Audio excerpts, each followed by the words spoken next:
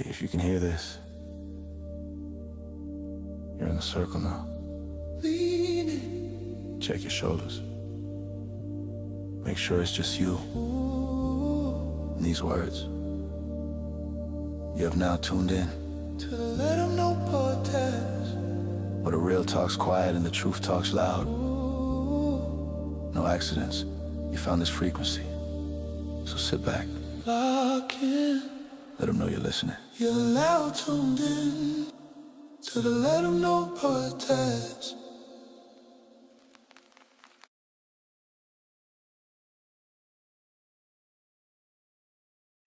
What's good, Savvy Crew? I'm coming back with another video, man. And I don't even know. I mean, I'm pretty sure it's streaming right now, but I hope it caught that little intro. You feel me? I got a little something new I'm doing, but yeah, man. So today's video we gonna be talking about why the government or police, whoever, actually don't want to catch real criminals. Okay, so I've been talking about this in my last videos. You know, I was kind of contemplating on what I wanted to do today. So I was like, you know what? Actually, let me make a video on this because we didn't heard plenty of times where they talk about stories or they in news articles, whatever, where they saying something along the lines of we're still trying to catch the criminal, or we're still trying to catch the person, like let's say somebody like the uh Charlie Kirk or the United Healthcare person, or people, you know, real deal people that's getting took out or taken out, high elite profile people, and then somehow they still can't catch the criminal. But yet we have all this technology where they can track you, they can take over they hack you, take over any electronical thing that is in the vicinity, or that they can, even if it ain't near the vicinity. You feel me? If it ain't near them. Okay, so we have all this technology, but yet we still, or they still can't catch nobody. You hear a news article, or you hear when the police chief or whoever break down, or in the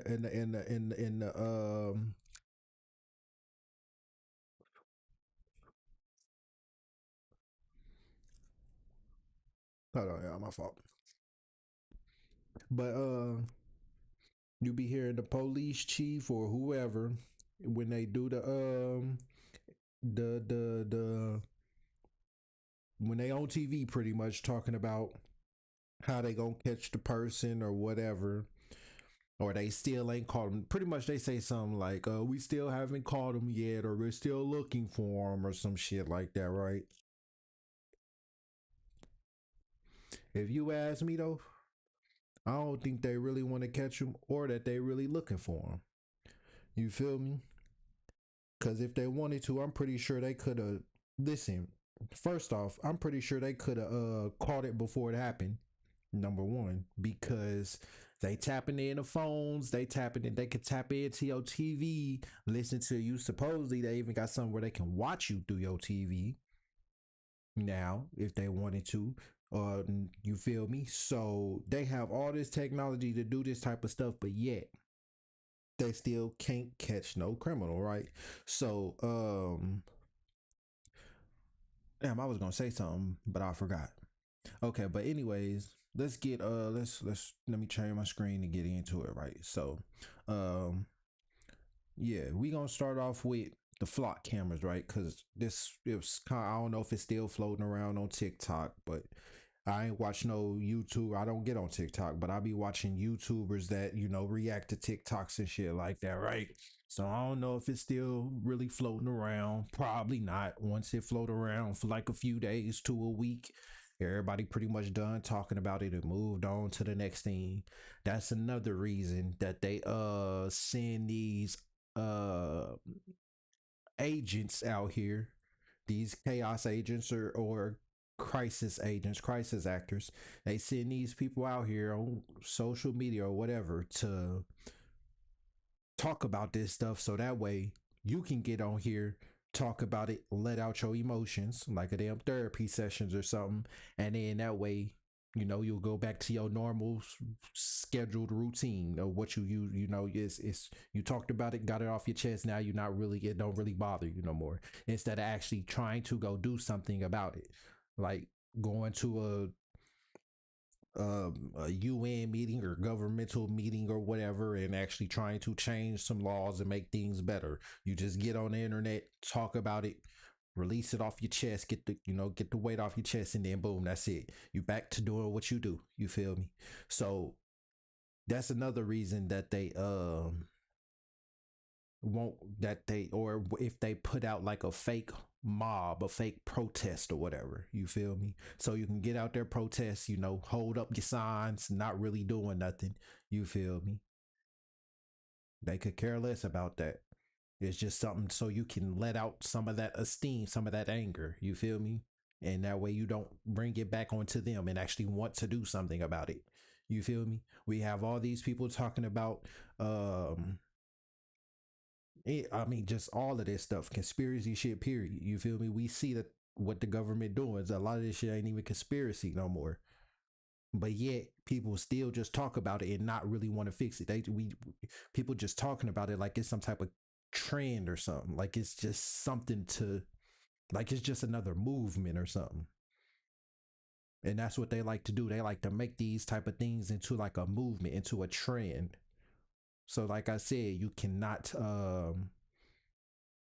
you just pretty much getting it off your chest. You ain't gonna be as angry about it no more. So let's jump into the video.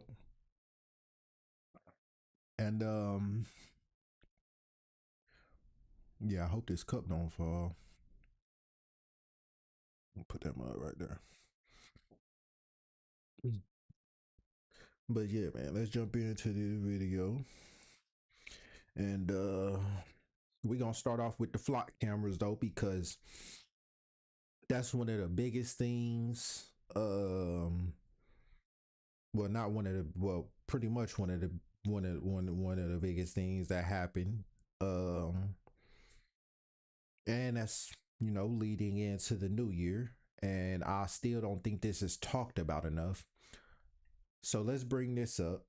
Algorithms change. And like I said, in my last couple videos as well, especially my last video that I just dropped. Listen, I right now, without knowing, I do know a little something about hacking. Now, pretty much I'm a beginner. You feel me? I ain't really even started, but I know a little something. You know what I'm saying? I tried, some on my phone to learn coding a little bit, and I mess with Python a little bit and all that. But listen, right now, without knowing how to hack a single lick, on YouTube, they have live camera footage that you can watch anytime. You can bring it up on the street, right? If they have that, and they had, listen, they even have, okay, that's what I was gonna say before. They have technology that when I said that they could probably stop it before it happened, they literally came out and said they trying to come out with the technology where they can predict a crime before it happens, right? How you gonna predict a crime before it happens? But yeah, you can't even catch the motherfucker when a crime happens. Something ain't adding up here. You feel me? Yet we have all this technology. They can now tap in. Well, could tap into a lot of this shit, but they definitely can now do it anytime they feel like it. Which they, once again, they always could do that because it's their shit anyways. It's their technology, and they didn't release it really for us. It was always for them. It was a weapon. You feel me? But just like a lot of this shit, well, not a lot of this shit, because some of it don't backfire, but Most of the times the shit be backfiring or it comes back and bite them in the ass. But anyways, yeah, man. So let's jump Platforms into die, this an video. email list is forever. But running a daily newsletter, A few weeks ago, using a commercial search engine, I very easily found the administration interfaces for dozens of flock safety cameras. I shared this information with 404 Media. And Now, hold on. Before I do start this, and let me full screen it. I think they don't want to find people, number one, because even once again, not everybody that is a police or that's in the government may be bad. But there is the ones there is probably a good majority of them motherfuckers. That is maybe. Because if there wasn't, then the world would be a whole lot better place, don't you think? Okay. I mean, a lot more people would be getting by, and it wouldn't be as bad as it is, you feel me? So I'm pretty sure that there's some good people within the police and community, the government, whatever, you feel me? But it seems like the majority is ruled out by the bad ones, or it seems like the good ones is ruled out by a majority of the bad ones. And that's what I'm saying. If you is in those type of fields and you are the good one, why are you not trying to stand up for this? Now, you could be like, I mean, they powerful, they pretty much what I'm saying is, if there is police who actually do want to solve some of these crimes and murders, sometimes the police chief be in on it and tell you not to look into it anymore. I mean, a lot of the times that's why they the police chief. You feel me? They put in that work to get up there. You feel me? So I mean, I'm pretty sure that there's some, police chiefs that, yeah, I mean, a lot of them is maybe in on, the bad shit. But listen, the point is they have all this technology, but yet still can't catch no criminal, bro. Ain't that the whole point of the technology? Wasn't the whole point of bringing in surveillance and bringing in surveillance cameras was because of 9/11? After 9/11 happened, that's what they wanted. They wanted to use that as a plan to bring this in, right?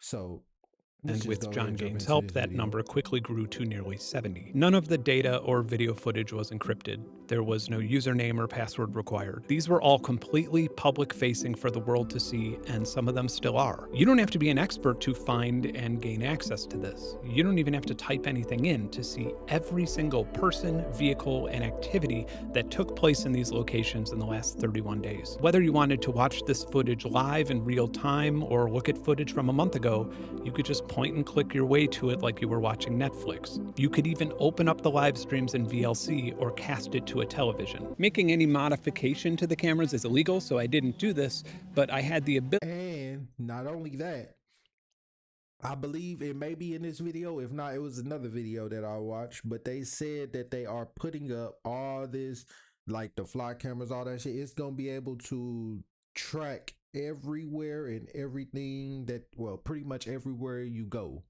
So it can make like a daily route. It's gonna pretty much be able to pick up your route. So if you go the same way and do the same, hit the same shit, whatever you do, however you move, it's gonna be able to track that with the cameras. It's gonna be tracking your license plate. These flock cameras, it's gonna track your license plate and pick up on yeah, pretty much patterns and pick up on how how you move. It's gonna track you pretty much and know which routes you take and all this stuff, probably which routes you love to take more than other routes type shit. So they can do all this, but yet still can't catch nobody. And not just I'm not talking about no motherfucking trained professional on the run motherfucking type motherfucker. You feel me? I'm talking about a regular old street motherfucker that just ended up happening to, or that maybe know a little bit what they doing, but just a regular old street up that committed a crime, even if that maybe just some little a regular old murder or some shit, they be out here talking about we're going to catch them, but yet they have all this technology to do it and still don't do it. This be why I think that is, once again, is because they be working together. I've been saying this in all my other videos, even at the last video I just watched proved it as well. Everything I've been saying, either I proved it with the video, or I brought up the video, or I am gonna bring up the video. But most of them I didn't already done already. You feel me? So yeah, they working together. I mean, we done already seen.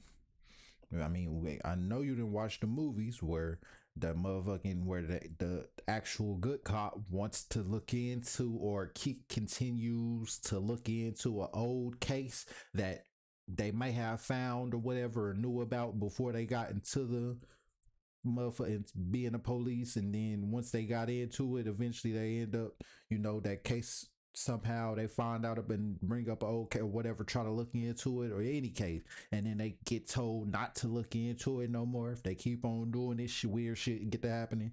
Okay, well, yeah. And they tell them to stop looking into it because it's above your pay grade and all this other bullshit. Yeah. Even serial killers, they are Freemasons and shit like that. Go watch my last video. It's in that one.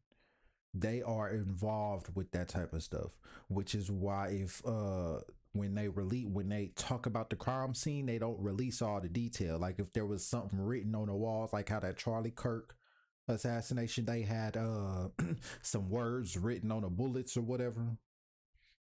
They had some words written on the damn bullets and all that. So when they had like word when the serial killer or the mass whoever when they write, when like if they carve something in on the body or whatever, or write something on the wall in blood, whatever the case may be, most of the time those are sacrifices or rituals or both. A ritual for a sacrifice for a ritual they had to do. You feel me? So, or they just some crazy ass motherfucker and in a Freemason and in with the Mason so they can get away with it.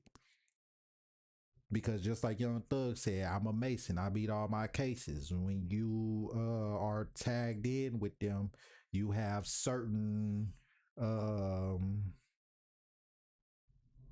what is that? Where you have you can get away with a little bit more shit. You can get or a lot more shit if you higher up there. You feel me? Than a regular person could. You can get away off shit in in court and all that shit because 9 times out of 10 the judge is one too. So yeah, they did.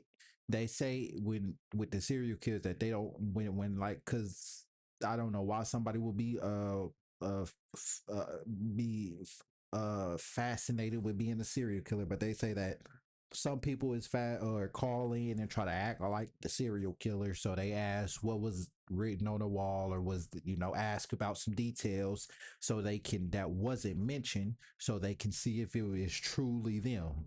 But the reason that they really don't say that is because or say all the details is because they in on it and don't want you to know that it was some type of ritual or sacrifice. You feel me?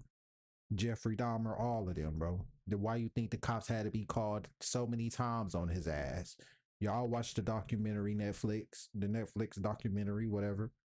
They said they called the police on them so many times, but they ain't do nothing. Or they just, you pretty much they didn't do shit until they finally did something. But if it was a black person, I'm pretty sure. I mean, I hate to take it there, but let's just be real here. Now, I mean, not really, it ain't always like that, but 9 times out of 10, if it is a person with some color on their skin, some dark color, they're gonna get treated different. But it ain't always the case, but Let's just be real here. It's not always the case, but 9 times out of 10, it may be. Or 8 times or 7 times out of 10. However, most of the time, if you, yeah. So pretty much that's why they don't really want to find no criminal, is because really most of the killings that's happening is really with the it is done by these groups, probably, or people inside of the groups. I mean, there is regular people out here running and running around and committing murders, but it ain't as prevalent as they tried to make it seem, or try and make it seem. Most of the time, it's just them doing that shit, or they faking that shit, and ain't nobody really die. But they gotta keep you scared and keep you in line and keep you in check, like the Dr. Moreau shit. When they said it was some type of scientist that created some mixed hybrid or made some type of monsters or something, but he kept them on that island because he kept them scared, and he kept them in line and check with fear, saying if you go off this island, that's the unknown, ain't no telling what could happen out there, you feel me, type shit. So he made it like a scary thing, but yet there would be people sailing in on boats all the time, and they'd be wondering how they make it through or where they come from, you feel me, how they get there, and how they, or what I'm saying, type shit. So yeah, that's yeah, they pretty much either in on it or they keeping you in line. It ain't really happened, but it's the news and it's their program. You feel me? So they are coming up with fake news, with killings that didn't really happen, to keep you in line or keep you in check, pretty much, with fear. To delete any of the video footage or evidence by simply pressing a button. I could see the paths where all of the evidence files were located on the file system, and I could see their hashes and signatures. Some of the devices we saw were the familiar looking Falcon cameras that you see all over the country, but the majority of these were Flock's new Condor cameras, which are designed to detect and track people. They're PTZ cameras, meaning pan, tilt, zoom. Listen, and I made a video yesterday. Once again, go check that out, showing how listen, even watches that show track your health and your heart rate and all that. You may think they made that for us because they care about our health, but bro, they didn't make that for them. It's all for them, because what they doing is tracking your health. They're tracking your vitals. They're keeping a profile on you about everything in their cloud, their database with Oracle. That's what they're doing. They never cared about us. The only reason they act like they do is because they're getting information on you.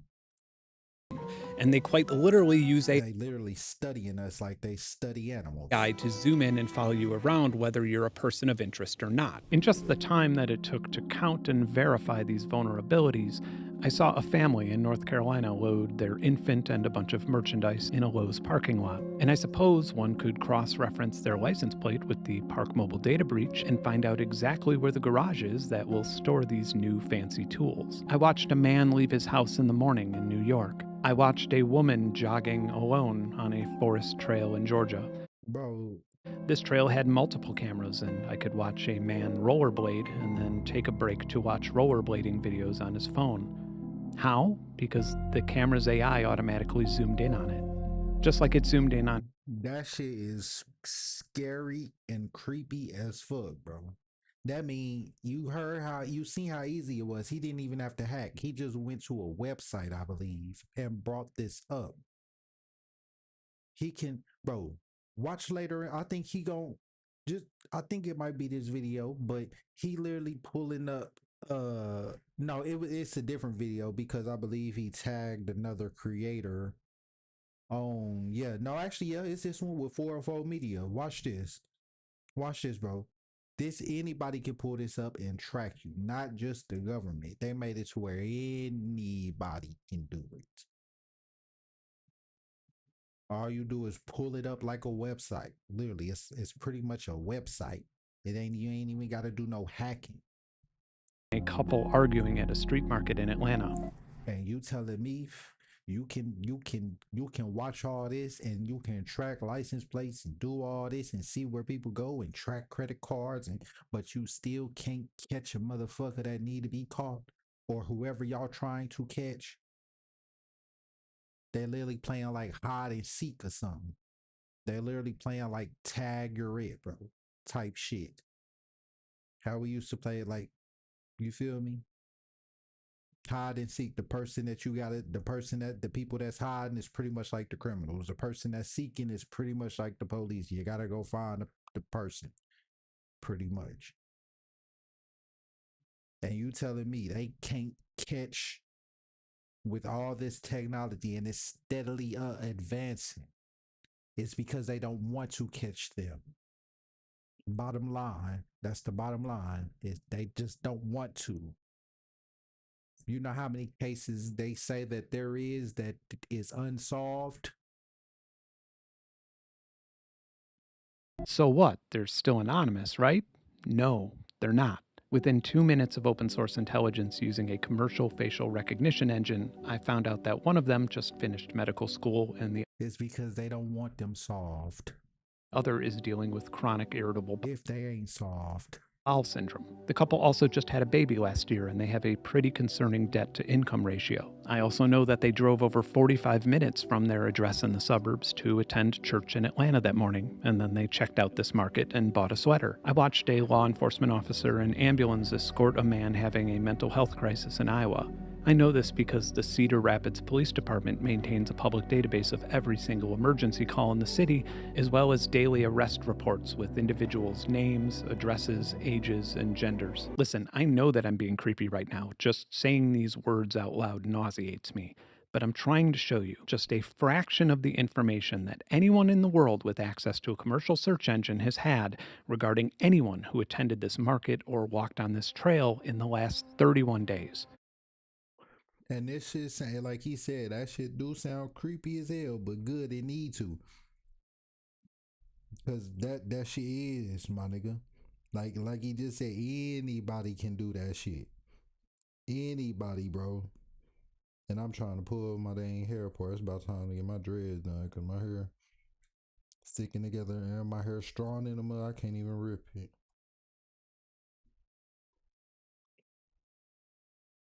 But yeah, bro, this shit. And it gets worse. Here's an exposed flock safety camera permanently pointed at a playground near the Bay Area in California, openly and publicly broadcasting both live and archived video footage of young children playing unattended. If people go see this, it's still not what to do nothing about it, bro. You like, how do you see this stuff and stay complacent? How do you see this and not want to do nothing about it? Or how do you, if you know this information, how do you know this type of information and not want to do nothing about it? It baffles me. Again, just saying this stuff out loud feels so incredibly wrong. But for me personally, the most impactful moment while validating these vulnerabilities was this.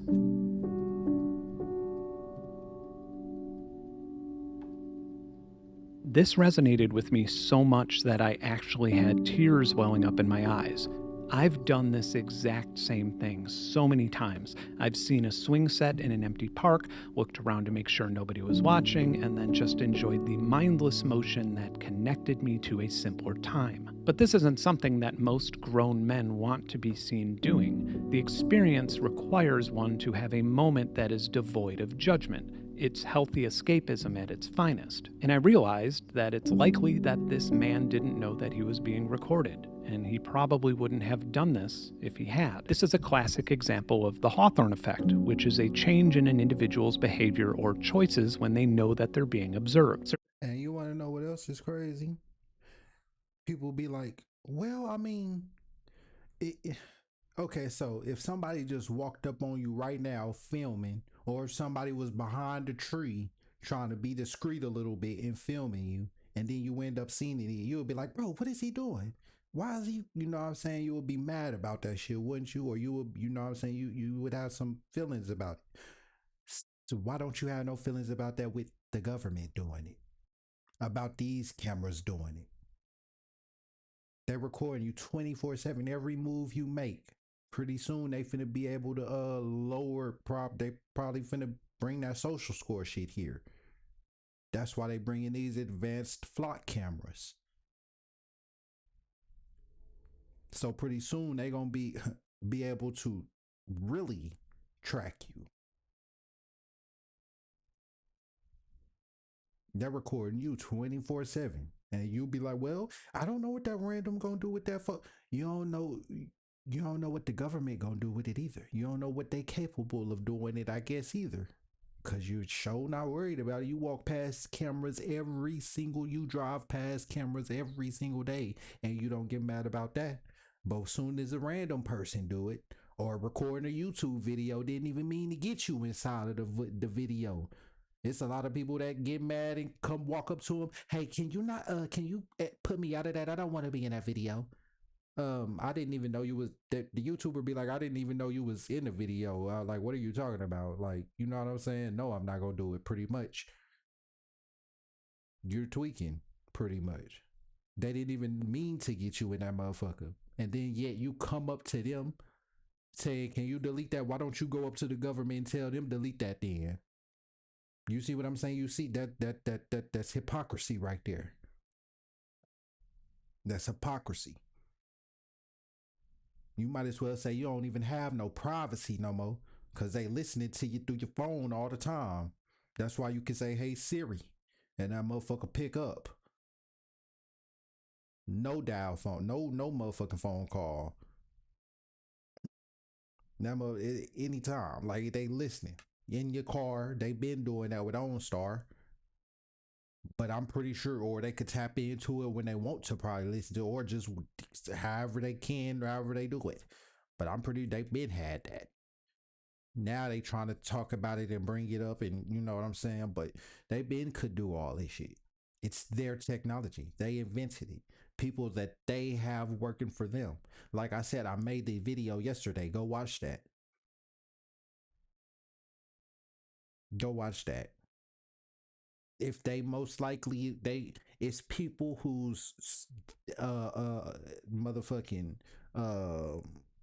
what it called, like computer engineer or computer science or whatever. It's these type of people that's working, that's already within the field, that makes other apps or makes other whatever for us. Just like I said, go make that other video yesterday. Go watch that video that I made yesterday. The dude from PayPal, Steve Chen, Chad Hurley, and the other dude, Jewett something, and Jewett. Well, they all three worked at PayPal, but then created YouTube. That was already working within the industry, and then created something else now that everybody loves. They created YouTube. And Jawed, or however you say his name, Jawed, Jawed, whatever, was the first one to upload a video to YouTube, to his own app that he made. So, like I said, if they really wanted to, they could catch these people. They just don't want to. Surveillance manufacturers love to talk about this, At least the unsolved ones.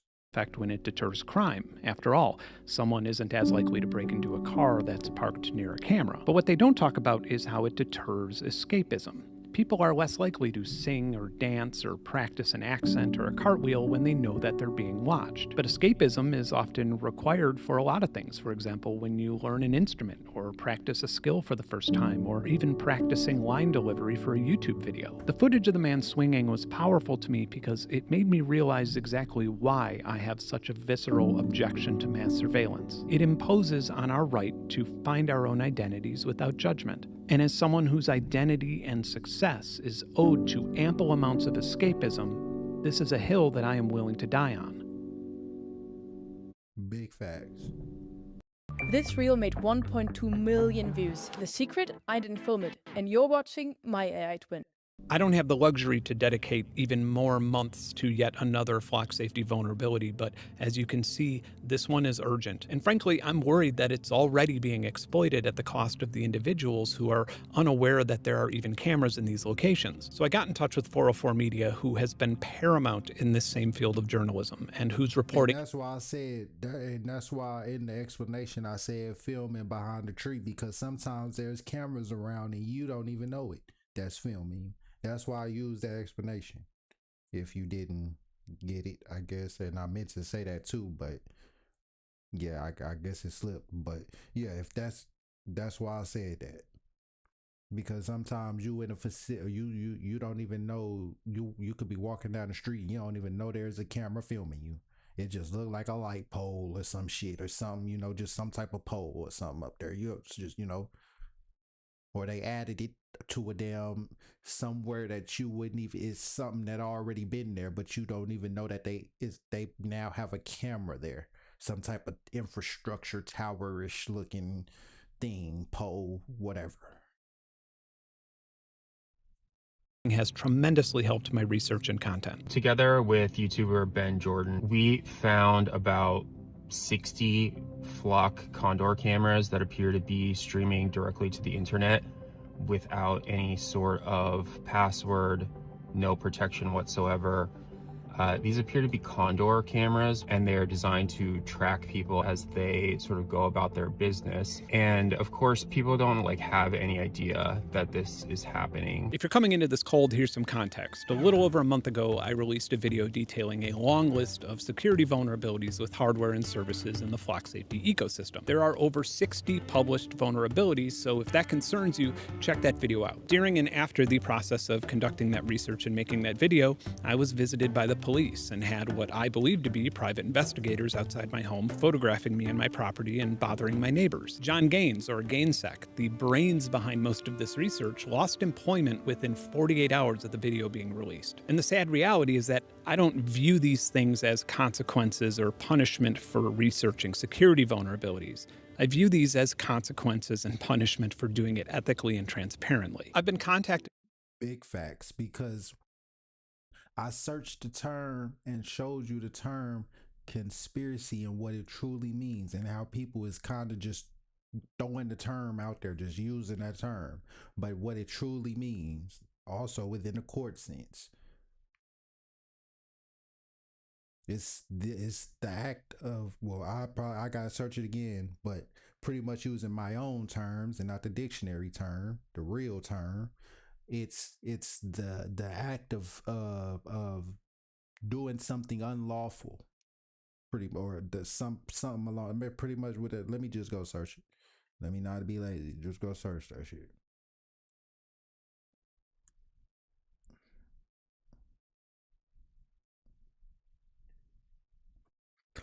Is a secret plan by a group to do something unlawful or harmful, often involving deceit or coordination.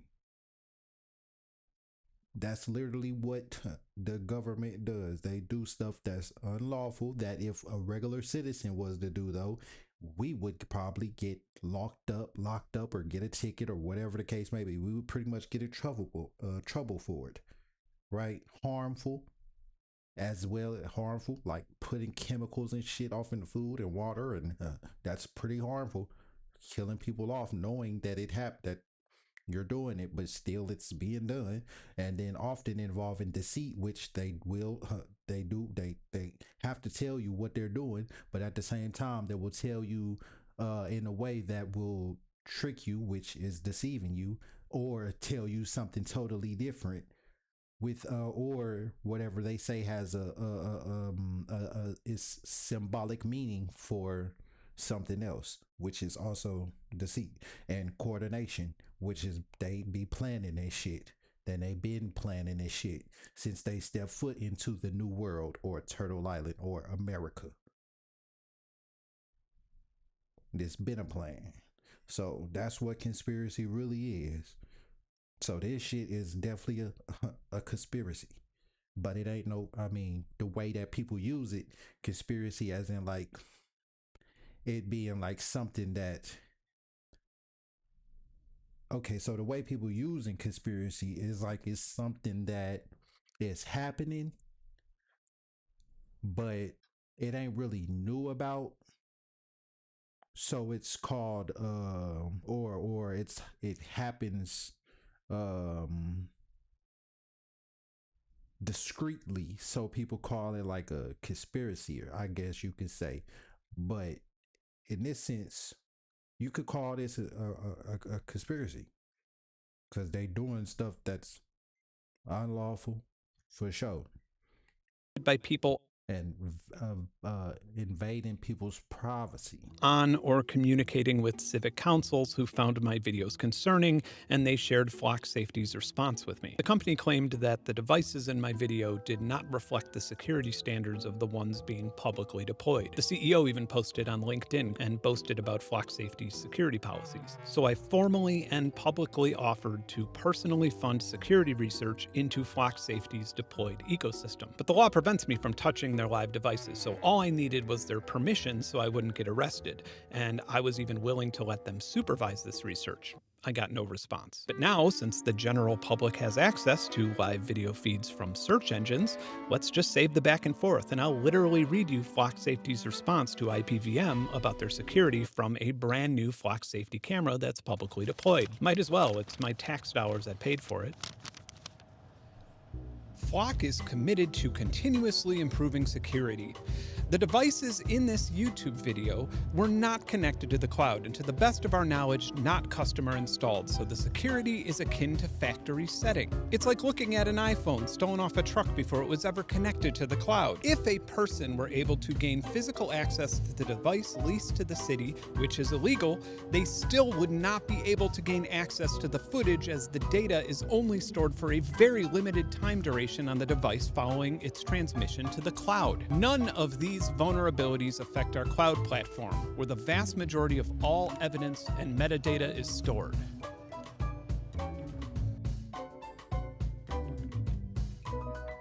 I found another one at Young Street and Harris Road, also in Bakersfield, which is about 15 minutes from the other spot.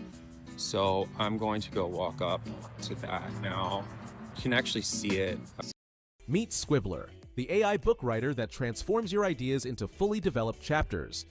With pre-made... So there, if your city or county or place of business or whatever feels satisfied by the company's reassurances, show them that. Many of the feeds that you've seen in this video were relatively easy to find and completely accessible at the time Flock Safety was telling cities that the devices are secure after they're deployed. And if you are in touch with your county or city council, keep a record of your correspondence with them. Let them know and fully realize that if someone gets stalked, robbed, harassed, or abducted as a result of a reported security vulnerability by a third-party surveillance vendor, they'll be on record for having known about it and approving it anyway. Big facts. I'm telling you, we got to do something. I mean, that sounds like a good plan to me, because ain't it there for there are surveillance there for our, or supposed to be able to catch this type of shit, right? It's supposed to be able to stop this type of shit, right? Or be able to catch up to the act of it being happening, right? Or while it's in pursuit of happening, right? But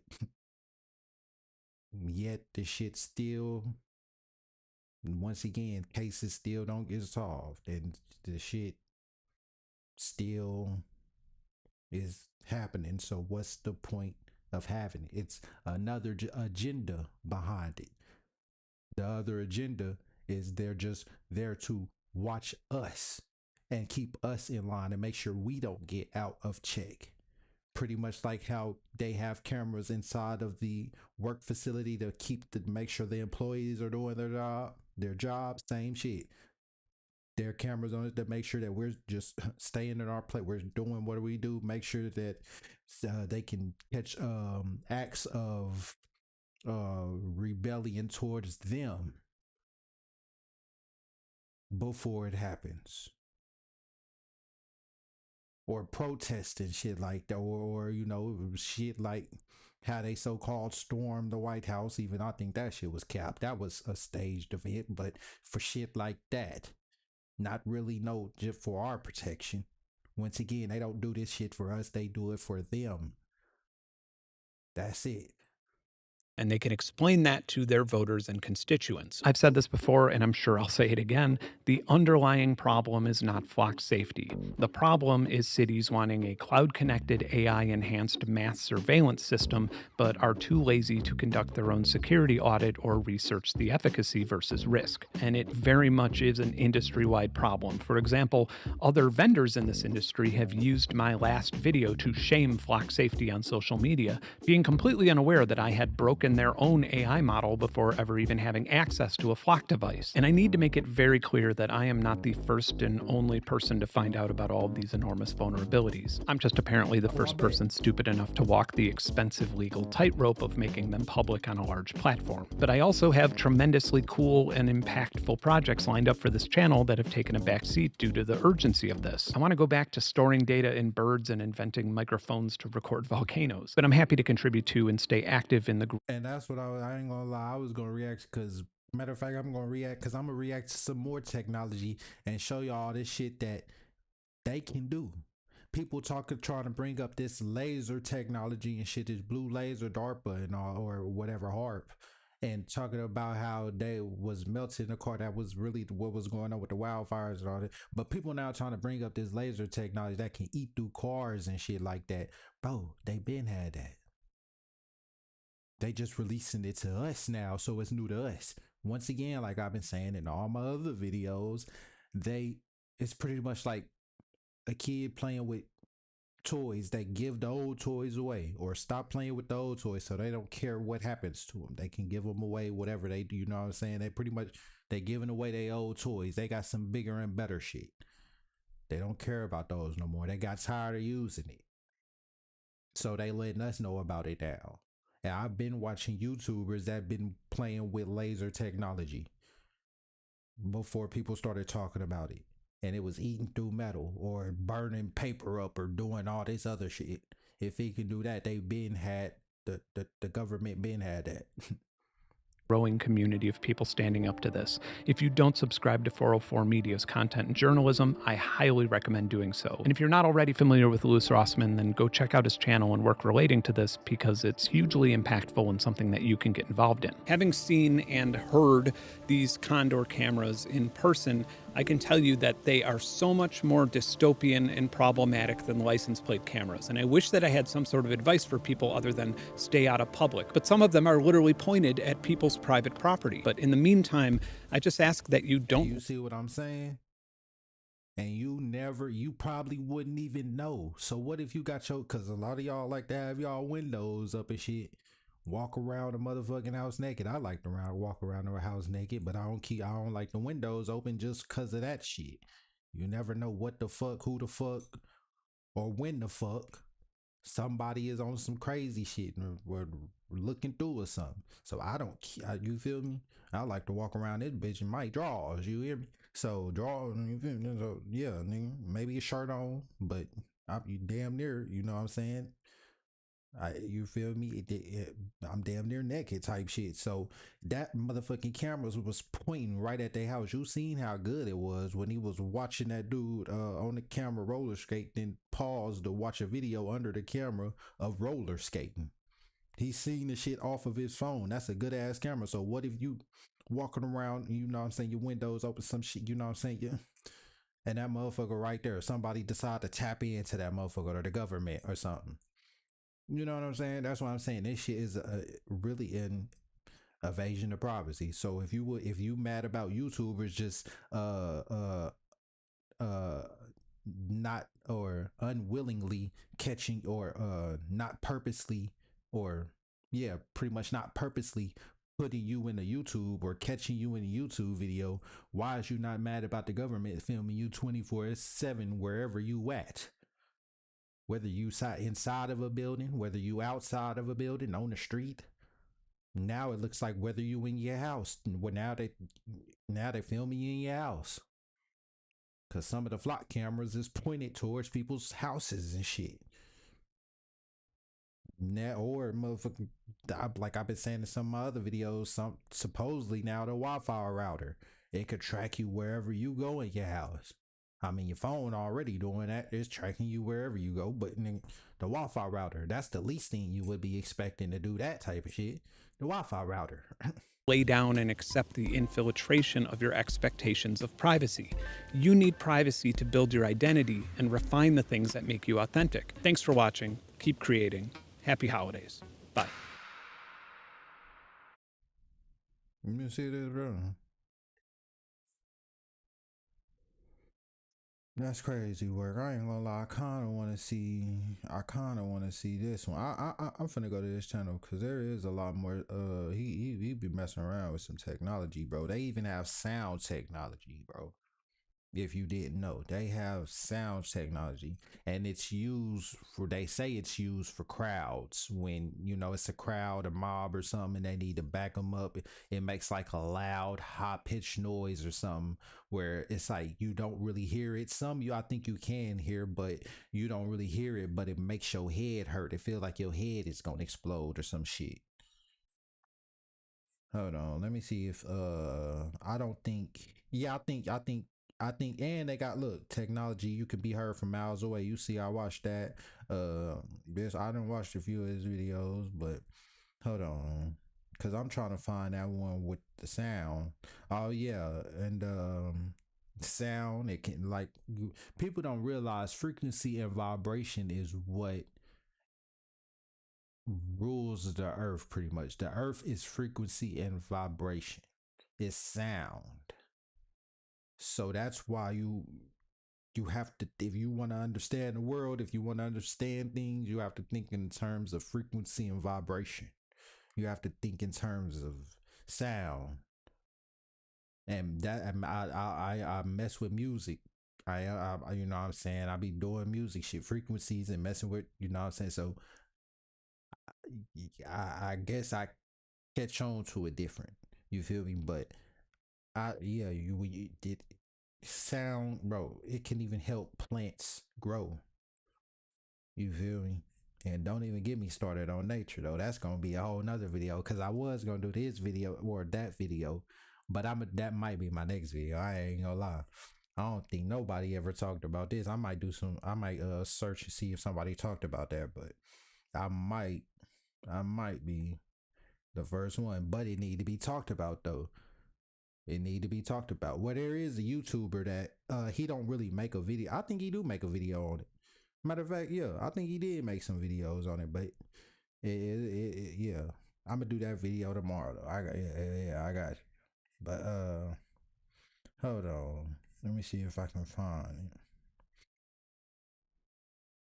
it. I think it might be that one. I don't know why it. Oh no, it's this one. But it might be that one too. I'm gonna watch that one and see. But look, this is a speech jammer. Voice is simply faster, more natural, and more It makes it to, hold on, flexible than typing. He said he's voice pilled, and I can see In this it makes it to where, like, when it turns on, you won't be able to talk. You'll start like stuttering type shit, and like, you know what I'm saying, it's pretty much makes it hard to talk. It's like a speech jammer, bro. That's what I'm saying.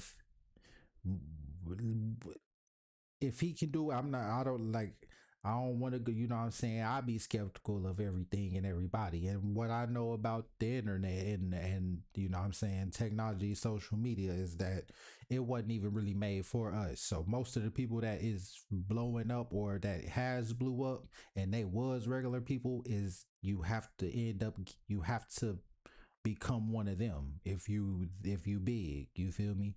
They want you to become one of the, or you pretty much, you have to join some organization.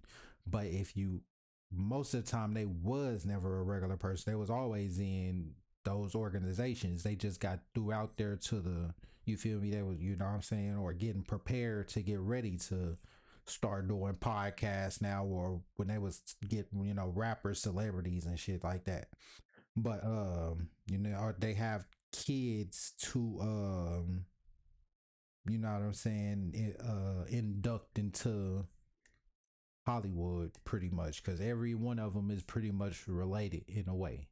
You feel me? They all somehow related, because I'm always bring this up. You would never expect this, but if you didn't know, Juice WRLD and Young Dolph was related.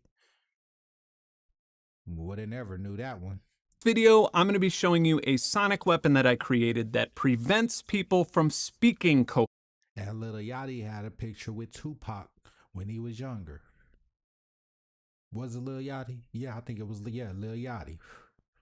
So that's what I'm saying. They all somehow, they either got parents that was in Hollywood or in the industry, or they had some type of family member that they close to in the industry. coherently. I think it was June or some friends. Selections, damn it. Or friends, family type shit. Because y'all family, yo mama might have grew up with, or dad might have grew up with that person or something, or they, you feel me, they, you feel me, they mama or dad type. That's hard.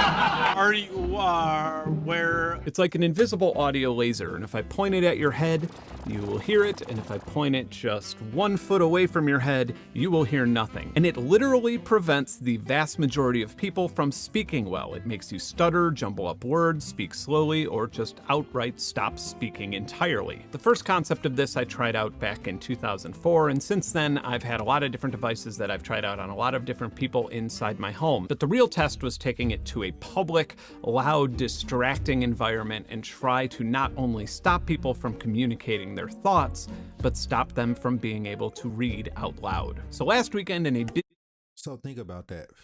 So now knowing this information, now that I'm thinking about it, I'm getting the download.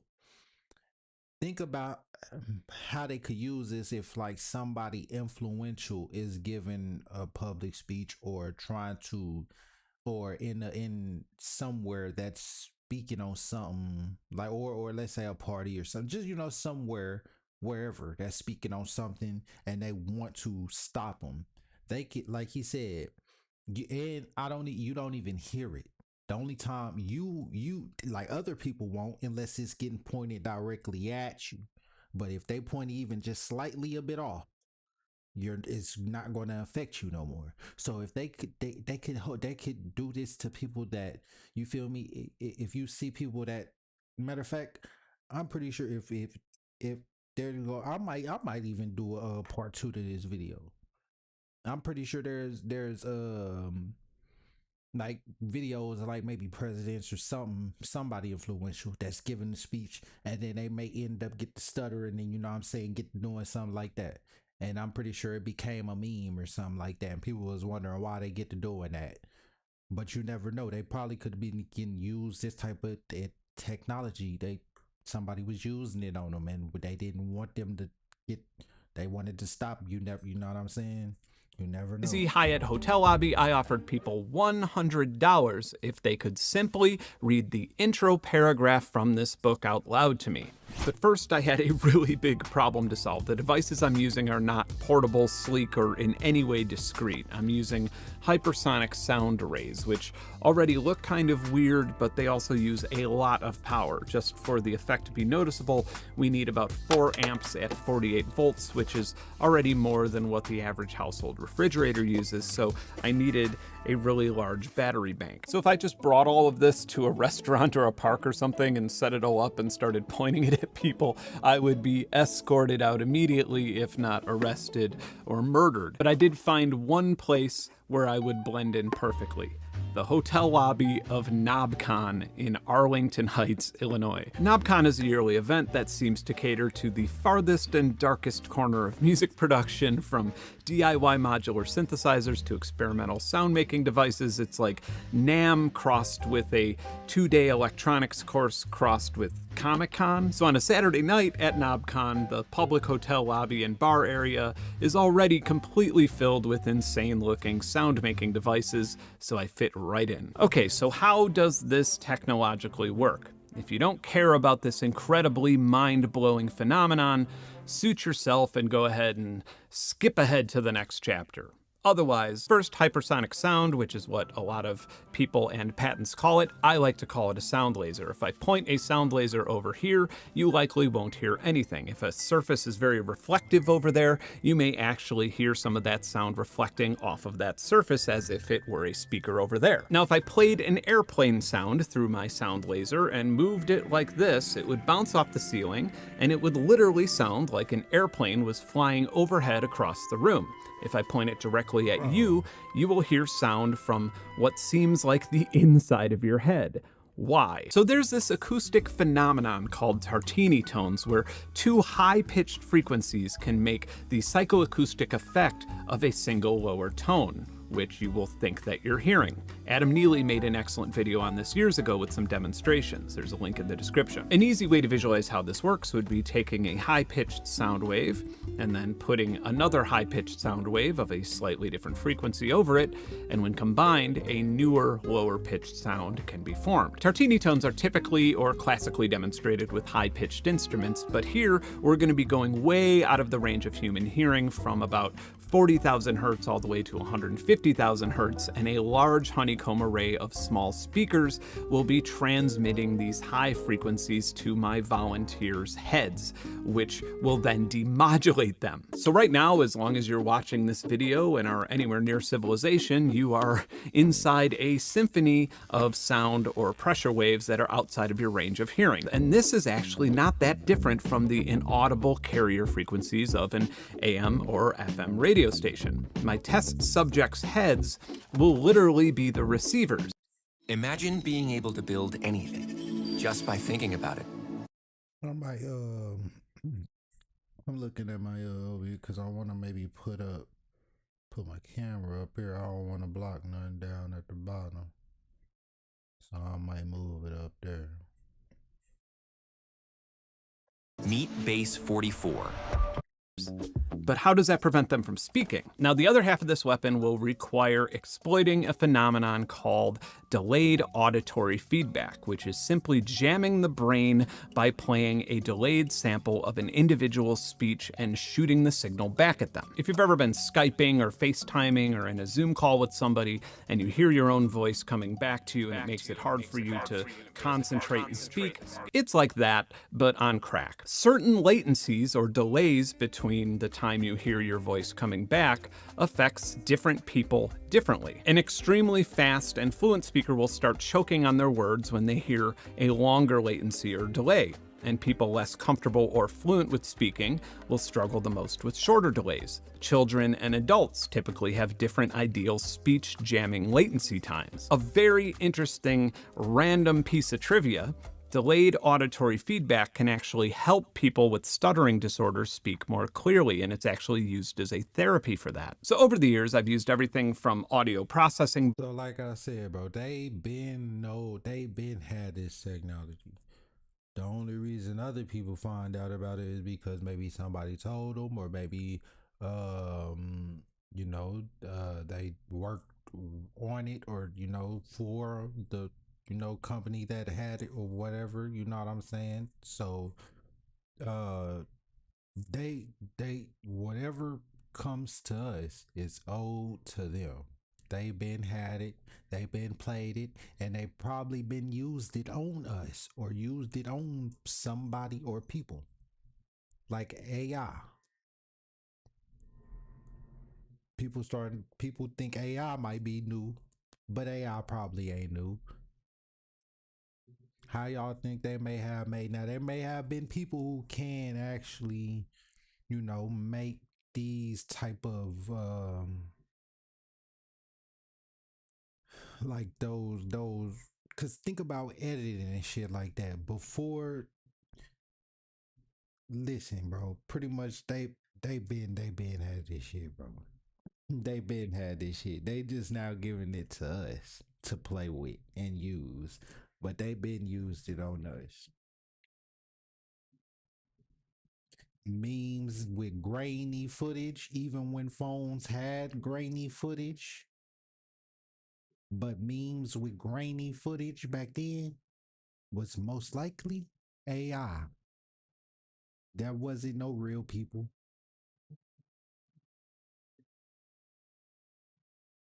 Some of them was, but guess what? The ones who was real people, guess what? People found out about them like Welvin, the hot got him. People found out about him, and you know what I'm saying? But then again, that might could be a character too. Somebody playing that character. Like I said, knowing that a lot of this shit is fake or used as a weapon against us, I don't believe it one bit. And even if I do believe it, I'm still going to be skeptical of it. I'm not going to just flat out believe it and defend it with my life. You feel me? I will always. I don't just have my mind set on one thing because you never know if that one thing is even true or not. I mean, we starting to see that now. Everybody thought what they was teaching us in school was true. We starting to see that it is. It wasn't. Or the stuff that they was telling us wasn't even a full picture. It was a whole bigger picture to it. We just had a little puzzle piece that they gave us. We had to go find the rest of it on our own boards to Raspberry Pi proto boards and put the pieces together. to process the audio delays, but now I have this. It's an Empress Zoya pedal, and the Zoya is a powerful pedal that basically allows you to make your own effects, or your own pedal. The Zoya can detect peaks and pitch on the input, which allowed me to essentially make it detect words and syllables, and those randomly trigger the time difference with granular effects. Now, the person reading the paragraph doesn't hear anything yet, but when I press this button, it'll send that chopped up speech at a slightly higher and lower volume and pitch to the hypersonic sound arrays, shooting it directly into their skull. Now, ideally, this is done with a highly directional shotgun microphone, and that's the way I've always tested it at home, but if something in the DSP malfunctioned, it could create feedback, and I cannot express how uncomfortable feedback would be from a hypersonic sound array pointed at your head. So safety first. So back to the Hyatt hotel lobby at NobCon. There are no actors here. Most of the people participating in this had absolutely no idea what was going on, and I suppose a few of them still don't. But the challenge is easy enough. The first person who can read a relatively simple paragraph from this book gets $100 cash. It's time. Let's do it. If you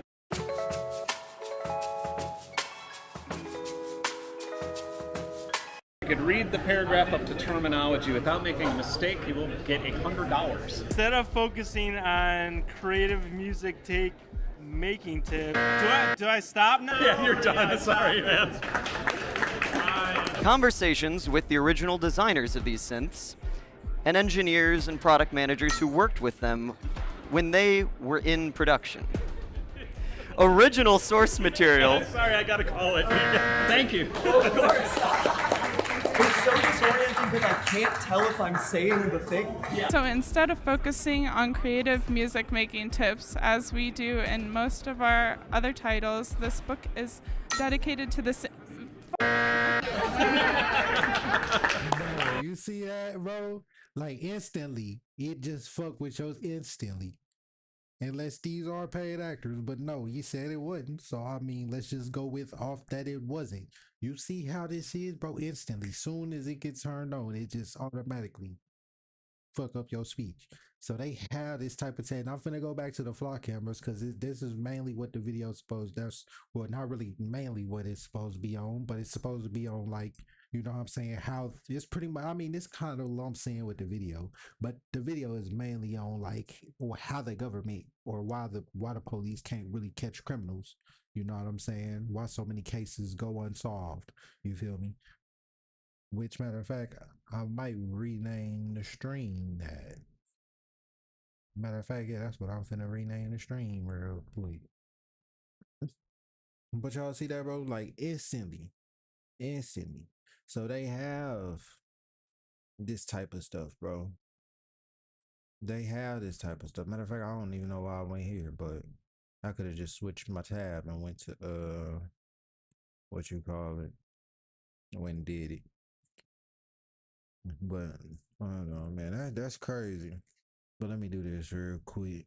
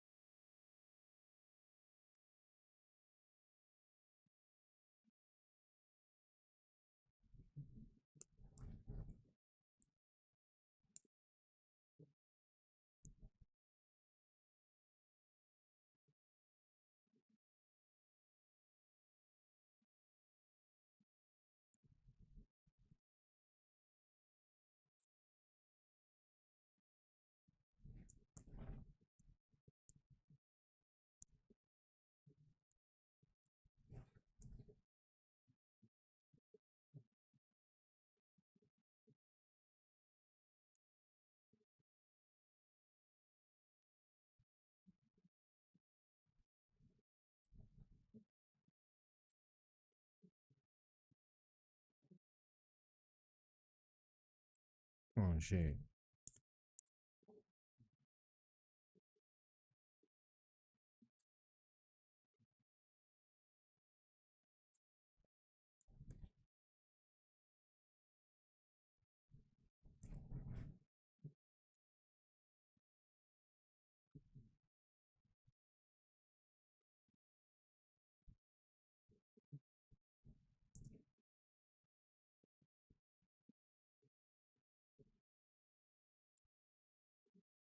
Okay, bet.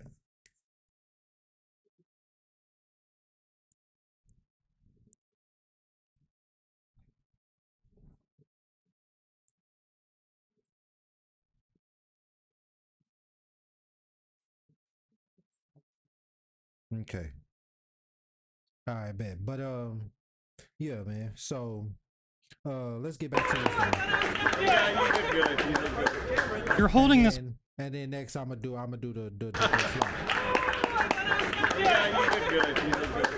You're holding this book in your hands because of many people's passion for vintage synthesizers.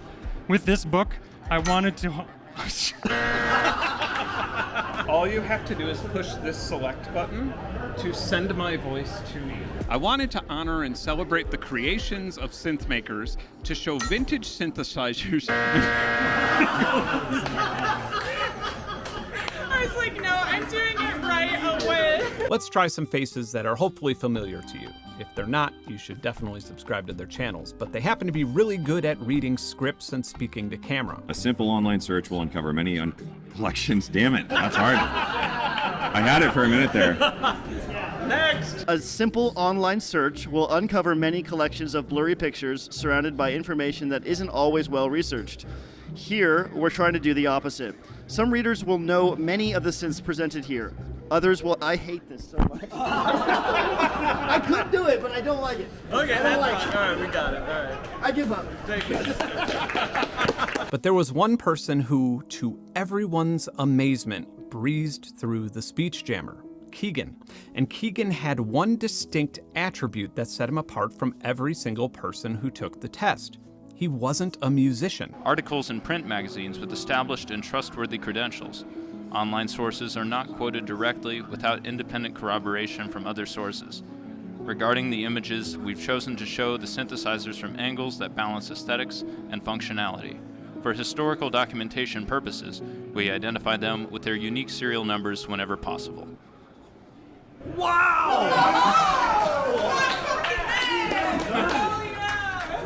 Are we sure it worked?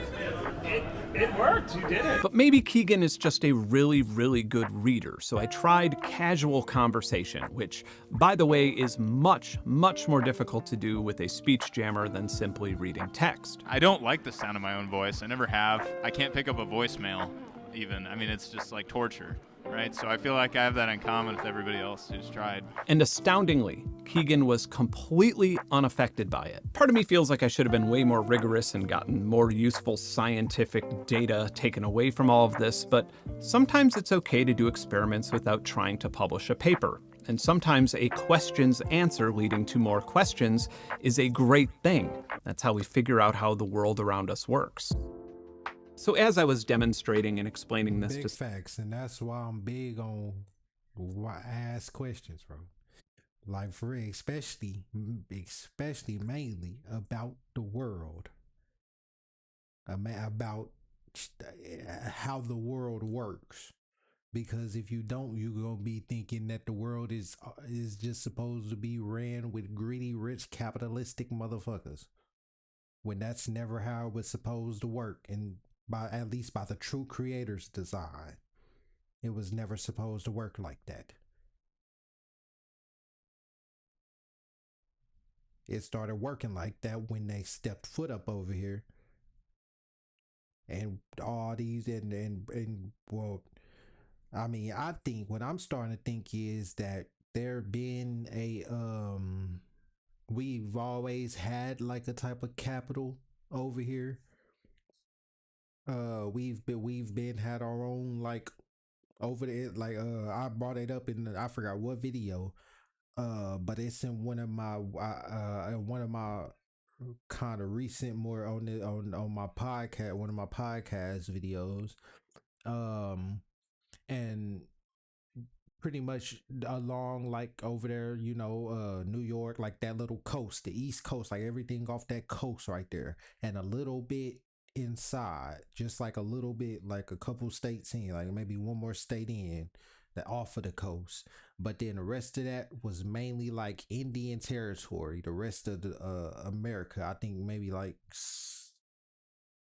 yeah, pretty much everything else from like Arkansas and shit like that. I think Oklahoma might have been part of like the like the congregation or whatever. But yeah, mainly like Arkansas, all that shit was like Indian territory. And what I'm thinking is the parts where we was already like civilized, like it was more civilized, what the fuck, civilized, you feel me? Like most of them parts was mainly like where they had maybe like the technologies and shit like that, maybe, you know what I'm saying, like it was more of how we live in today, or what you see in like Rome when you think of Rome and how they was in like in a civilization and they had buildings and was messing with technology, they was painting and doing all that. That's probably what was going on over on off them coast over there. But deeper inside, just like how today they have in even well, I forgot what I was gonna say, even here in America, but I don't even think, maybe there might be still indigenous tribes, like wild tribes, but they're still like you could say uncivilized people, but really that's how, I ain't gonna say we supposed to live like exactly like, but I'm pretty sure we had building, we was making built houses and all that other shit too, like the Indians, or the wild ones they were so called. But um pretty much, long story short, yeah, that was all like, the Indian territory. Just like how in Africa they still have they have cities, like big advanced cities and shit like that. Then they still have people that's off living off the land and shit like that. That's what I'm starting to think was kind of like here in America for a while, but um yeah. Some people at NobCon, I was asked if I was concerned if this would be used for evil. And no, not really. It's an extremely expensive prank. It's not like you can just go to a White House press event and point random electronics at the president and survive anyway. I suppose the most menacing thing you could really do is point it at a news anchor, but even then, they could just move 1 foot to the left and completely leave the field of sonic pressure. I want to give a huge thank you and just general props to everybody who trusted me to Now I think it could be, not a regular person gonna do it, but maybe a spy from another country or some shit would probably, or somebody, you know what I'm saying, whatever, something would probably use that shit. But I'm pretty sure that's used. It might be used on regular people. The government used it on, somebody or some shit. Our government went overseas and probably used it on somebody. Ain't no telling. But let's get back to the fly camera now. But that's what I'm saying, bro. They have all this technology, yet still can't catch oh no assassin or something, no real criminal that really need to be caught, like a mother, like, you know what I'm saying, a predator or something.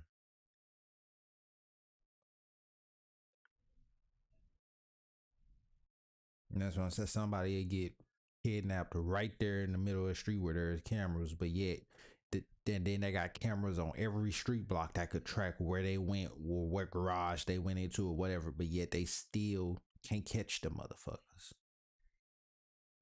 That's what I'm saying, bro. Because they don't want to. They go into some motherfucking traffic ring that the government is in on anyways. Okay, let me go back to this video and go to the end of it. In this video, I'm gonna remake Sports Car by Tate McRae. I've never heard it. I'm using co-producer by Output for this. It's basically A few weeks ago, get involved. I just ask that you don't keep creating. Happy Holidays. Prove that a security breach wasn't detected. And I've been meaning to watch this too, so I'm gonna react to this too. How long is that video? Matter of fact, how long I've been recording? Hour and 20 minutes, but we can. Oops, I'll do both of them. Because that one just 28 minutes. An investigation that highlights the national senators and representatives drafted in a of them. And we got some, and we hacked them. You can press a button a few times on the back of did already watch this cameras, and within a few minutes, turn them into your own personal spy device, or malware host, or honeypot that steals people's login credentials, or a cryptocurrency miner, whatever you want, really. Or alternatively, how you can point an antenna at them and decode the video stream using a technique used by the CIA during the Cold War. Or how another researcher found a Google... This is honestly the first video I found by him. No, actually, no. Well, for flock cameras, but I think the first video I found was either that sound using as like fertilizer to grow a plant, or yeah, I think that might have been the first one. And then from there, I just kind of went through his channel and found other videos, but... Search phrase that had the capabilities of showing you the real-time location of these cameras and police patrol cars. This isn't clickbait or an exaggerated claim with no payoff. Just the other day, weeks before this video will be released, US senators and representatives drafted an official letter to open an investigation that highlights the national security risks associated with our findings. And in this video, I'm going to show you exactly how they work and even demonstrate them to journalists. No f***ing way! And finally, we're going to take a deep data dive into the efficacy, misinformation, and straight up lies surrounding some private surveillance startups, and we're going to use that momentum to push for protocols and legislation that actually makes you safer. Wow, that's a lot for a YouTube video. No, I can never act. Been trying to stack up racks on racks. Boys in the back wearing all black, staying on track. Better chef should have gone, and that's on me. Out here getting this beer. If you work for the devil, better retreat.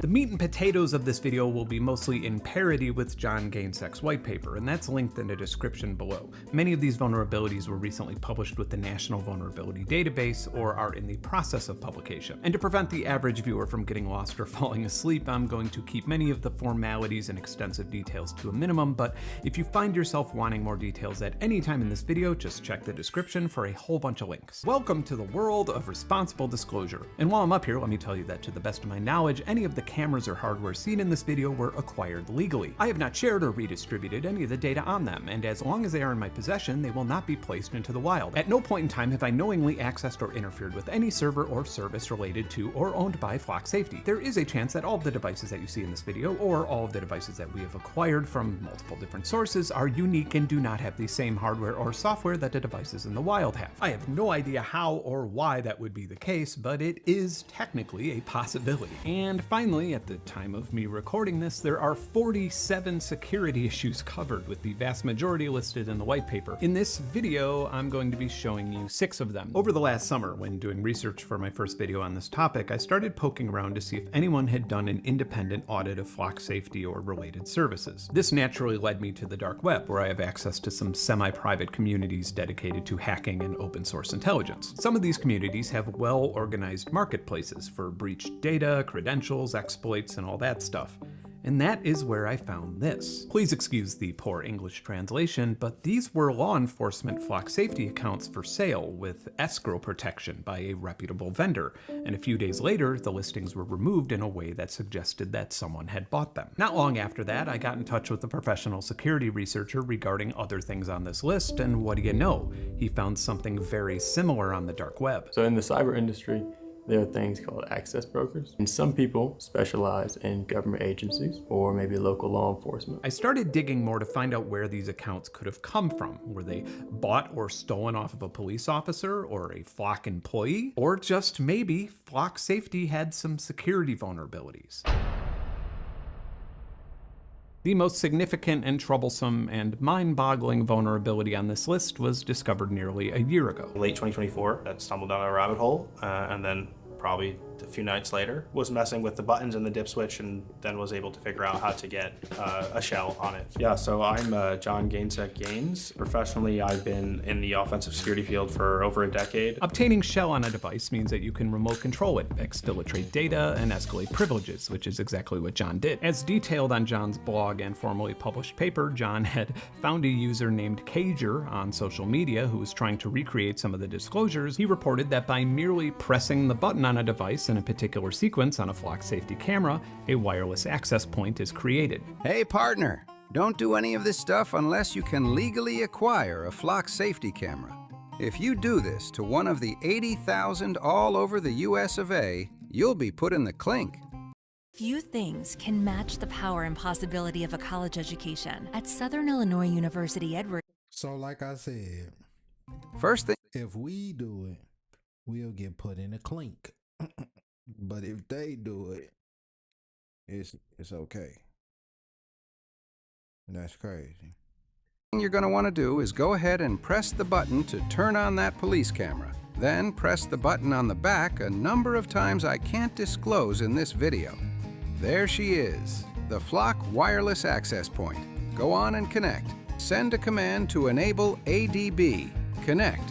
And now you... That goes to show you that this stuff was, I mean, once again, never for us. Once again, and I'm gonna start using this example, and anytime I talk about this, I'm gonna continue to, you know what I'm saying, bring this up, bro. We got our car broken into, and you telling me at a casino at that, and you telling me we couldn't see the footage. Ain't it supposed to be for our safety? And you telling me I couldn't see the footage. We had it, it's only for the law. Right. You can connect to the Flock safety device and access its data, or install whatever the hell you want on it. Have fun! This, along with John's previous discoveries, are encapsulated in an easy-to-use tool that he made so even a novice user could obtain full control of the cameras. We let George Cheedy from The Guardian do the honors. The longest part actually is waiting for the hotspot to turn on, but realistically in about 5 seconds. And in fact, with the compute box, you don't need to hit the buttons because the USB-C ports are exposed, so you can just plug in a rubber ducky and then walk away. A rubber ducky, sometimes referred to as a bad USB, is a USB drive that a computer or device detects as a USB keyboard and then execute scripts called payloads. One can make a device like this for as little as $5. This quite literally raises the limit of how one could use. I ain't gonna lie, and shit, like I said, bro, they put this type of stuff in movies. I'm pretty sure I heard, because I loved watching, like, you know what I'm saying, like spy movies and shit like that, you know what I'm saying, and you know what I'm saying, shit like that, you feel me, and or movies on, you know what I'm saying, solving some type of mystery, you feel me, like mystery movies, you feel me. So I'm pretty sure I heard in a movie before they've used the term rubber ducky. I'm pretty sure that shit sounds very familiar, bro. So that's what I'm saying. And a lot of the times on the set when they're making these like CIA, FBI, Hollywood movies, they have real people there to train the actor on how they operate or how they actually do the shit so they can make the movie look as real as possible. Or make the actor look real as possible when doing it. Flock safety devices to their imagination. You can clone or decompile the apps. You could send the video stream data to a remote server. You could use it as a botnet client for malware. You could have it capture Wi-Fi handshake credentials and do middleman or honeypot attacks, or replace or modify captured footage or images. And if that is the case, this could bring into question the entire Blacklist, like that movie Blacklist. I ain't gonna lie, boy, that was my favorite TV series. Well, one of my favorite little Netflix series. But yeah, they do a lot of hacking and shit in there in that mug for Raymond and shit. Raymond, they be doing a lot of hacking, and we, you know what I'm saying, and so yeah, they talked. I think they was using some real code terms and all that too. Integrity of the data being used as admissible evidence in court, like in general, unless of course a prosecutor could prove that a security breach wasn't detected. And about that. The apps that are installed that are custom of the vendor all have debug enabled, which on these types of devices, on Android devices, means that you can pause them in runtime and modify the memory, right?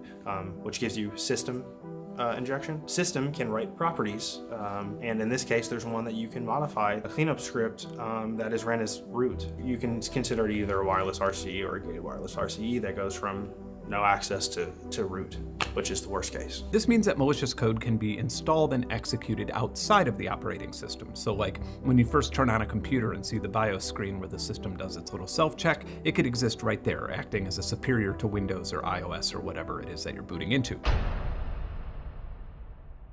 Multi-factor authentication or two-factor authentication or two-step verification is part of our daily lives. And I gotta bring this up real quick. That's why they use the term for like when you know what I'm saying, when you do something that is in like a movie or something like that, they be like, boy, this real life, this ain't no movie or some shit like that. Would you be watching too many movies? Well, I ain't gonna lie, I ain't really watched that many movies, but the ones that I have watched is it was always dealing with some type of shit like this. I can always bring up some type of movie that, you know what I'm saying, is on, because I always like, because those was like the real life shit. I even know that, yes, the movies be fake. That meaning fake as in like it's filmed, of course it's fake, but they base it off of real life. Where do you think they got it from? Like, had they didn't just think up on it, didn't just come to them. They got it, they seen it from somewhere, they got it from somewhere. And if they did have some type of spiritual experience, guess what? They still got it from somewhere. They didn't just think up on it. It didn't just come to them. It's like the musicians. They be, some of them be saying they have spiritual experience. Jake Paul, he's saying before that fight, he be having, or before any fight, they say he be doing some type of spiritual ritual thing. A lot of fighters do that. So that's what I'm saying. It's basketball players too. Like LeBron James, how he be doing that ritual, whatever. So some they be whatever his ritual is, then he throw up the rock after he done and then beat on the chest or whatever. Like, you know what I'm saying? Like, so yeah. That yeah, that's what that, bro. They say that shit. They say that movies is fake, so you don't catch the shit that they putting off in the movies, the symbolism or whatever the case may be. Because if you thinking, I mean, now some of it they get it, they base it off of from real life, but turn it into some sci-fi. Uh, I never understood the fiction and non-fiction bullshit like that, but I think it's fiction, which means it's fake, and then non-fiction, which means it's real or something like that. But yeah, bro, they turn it into some sci-fi fictional looking ass shit, but whichever one it is, that means fake. But yeah, but still, it's somehow, some way, like time travel, they make it look like some sci-fi futuristic bullshit, but somehow, some way, we are doing, we either can do it or do it. Some of us do it, but don't even realize it or some shit. You feel me? Who knows? But it's a way that it can be done, but it don't look like maybe that movie, how they try to portray it in a movie. We use it when we log into everything from Gmail to TikTok to our banks and nearly everything in between. But not all 2FA is equal, and different types have their own strengths and weaknesses. For example, some 2FAs simply pop up on your phone or your desktop and ask you if you just logged in from a certain device or region, in which you can approve or decline the new device. This is an excellent security protocol if you're sitting at home in Kansas and see that somebody from Bangladesh just used your password. But if I'm sitting in your driveway in Kansas, or especially if I'm using your Wi-Fi using a device like this, I can clone your Wi-Fi signal and then send a deauthorization or deauth signal to your device's MAC address. Either you will notice this and try to reconnect, or your computer or phone will automatically reconnect, and now you'd be accessing your own network through my device. I could use a script to clone the login page of whatever credentials I'm trying to get, and then feed it to you, capturing your session and, depending on the service, your username and password. Then, as expected, you would get a two-step verification asking you if you just logged in, and you would say yes, granting me access. This means that when it comes to credentials like this, even with 2F... You know, how in some like warehouse jobs or some, I guess maybe some security jobs or whatever they show. Cause I had this job at Valvoline and we had to take like these VLAMs, I think it was called, or VLabs or something like that. And it was like some safety videos we had to watch, and some of the and it was like working around chemicals, and you know that I'm pretty sure some of y'all might have watched the same shit. whether you were around the world or in Texas, just in Texas. But I forgot who it was from, but it was it was some cartoon videos, and then some of them was like some real videos, and you got to take a test at the end of it or in between each video, in the middle of it, and all that other type of shit. So they talked a little bit about cybersecurity and all that shit off in that mug, right? And you know what I'm saying, how to handle materials and hazardous waste and all that shit. But they talked a little bit about cybersecurity in that mug, right? And they was talking about don't like if you working for like if you doing computer shit, if you working on a computer, I guess, and people like send, so they don't get the business information. They send like us email, you click on it, and then they have like these animations, these animated characters and shit, little videos of people that was like working in there, and then they got sent like some spyware type shit onto the computer, so then they end up getting hacked for their information and maybe lost some money or whatever the case may be. However, whatever the videos was talking about, I forgot exactly, but that's pretty much along the lines of what it was. So you see, they was talking about that in that, but you just see how advanced that one was. It goes even farther than that. That's just little attacks. You see how big that attack was, you wouldn't even ever knew. Your Wi-Fi would just cut off. You would think maybe it just glitched or something. Something happened to the router. Okay, it's gonna be back on, or you might have to restart it and then connect back to it. You thinking you back on your Wi-Fi, but really you didn't connect it to somebody else's computer and shit. So now everything you doing is they finna have access to, and they finna see that shit. And you would have never even knew. You would have thought it was just a glitch in your Wi-Fi. Or MFA. A police surveillance company's security can only be as So that good. mean a regular person can do it to you, or the government. So if you mad about a regular person doing it to you, why wouldn't you be mad about the government doing it to you? They just regular people too. They just elite. They just got so-called money. They just got so-called more money. Whatever the fuck that really is nothing but just a piece of paper that we make mean something. It wouldn't even mean nothing if we didn't even care it to mean nothing. Just like a rock. A rock could be worth $100 million. And guess what? There is rocks. They call diamonds, pearls, and shit like that. Rubies, stones. They call them stones. VVS stones. VVS diamond, all that other bullshit. Flawless stones. The only reason they're worth something is because we believe it to be worth something. Believe it to be worth a piece of paper. So yeah. As the least security-minded person with access to that system. If you're wondering how low this security bar can go with clients, belief is a motherfucker. That's why they have us believing in a whole lot of shit instead of actually knowing the shit. And knowing what I know, I don't believe in shit no more. I either know it or I don't. I don't say I believe. I say I know. And if I don't, I don't. You'll be disappointed to know that Flock Safety doesn't require two-factor. I don't have to believe in no God. I know there's a true creator. I know there's a God. Not the one of the Bible that they have us try to believe, or Islam or Buddhism or whatever. But I know there is a true creator.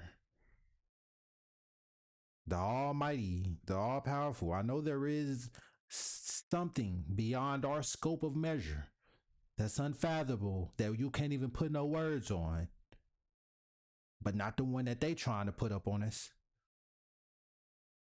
Belief is a motherfucker. Authentication with some police departments. Yes, you heard that right. The security process you go through when you log into Disney Plus is just too much to ask some police departments to do when accessing confidential information and the location of, in some cases, virtually everyone. When I first found this out, I simply couldn't believe it. And neither could U.S. Senator Wyden's team, which is why it's among the issues leading to a request for the FTC to open an investigation into the company on the grounds of national security. Fortunately, there's a super easy solution to this, a USB or NFC authenticator. It costs as little as $10 and you just plug it in or wave it in front of your device for the second layer of authentication. And if this is too much hassle for an able-bodied police officer or employee to use, then maybe they shouldn't have access to secure information. It's really frustrating to spend this much time talking about a problem when a very simple and common sense solution to that. And one thing I gotta say is that's why our ancestors was spiritual, not religious, because they didn't believe. They knew it was a high power. They knew it was a higher power. They didn't have to believe in nothing. They only believed. They only started believing in something when they brought Christianity over here, and had them believe in their God, their Jesus, their king or their queen, which is also they're called their God and all that shit as well. That problem has existed since day one. Or well, the holy, you're the what like the holy one or the type shit. You're leaving money on the table, not because or Lord, pretty much Lord. That's who they call their Lord, which pretty much sort of like their God. Which is why you see the Lord said sometimes in the Bible, and then sometimes you see God say sometimes in the Bible. your content isn't good, but because the tools you're using weren't built to help you earn. A concerning amount of hard-coded information is stored inside flock safety cameras, and we'll hear all about it in the next vulnerabilities on this list, but within this information is a list of Wi-Fi network names. So I set up a dummy network with one of these Wi-Fi names. Then, when removing the SIM card or when the device couldn't find an LTE signal, some of our flock safety cameras happily connected to the dummy network and routed upstream traffic through it. Others seemingly prioritized my dummy network by default, regardless of if it had a SIM card in it or not. So I captured the PCAP data being transmitted from one of these cameras for a little while and analyzed it with Wireshark and Unblob, which is an open source extraction suite. And sure enough, there were clear text credentials in the data. These exact vulnerabilities were originally disclosed by John in April, another in September, and with another pending. This attack requires knowing the name or credentials of the Wi-Fi networks the camera is looking for. But what concerns me more is that this information wasn't in an encrypted upstream to begin with, which means that by using a professional grade SDR or IMSI catcher, which is more or less a DIY Stingray device, a malicious hacker could just hijack the LTE connection and then do the exact same thing without needing to know these network names or even being physically near the camera. This could also allow a more modern version of a Tempest attack, which I'll demonstrate in a few minutes, and that's where a hacker could decode the motion JPEG video stream. I actually tried to accomplish this as I love puzzles, but unfortunately time forced me to choose between decoding the pixel sequence or finishing this video, and here we are.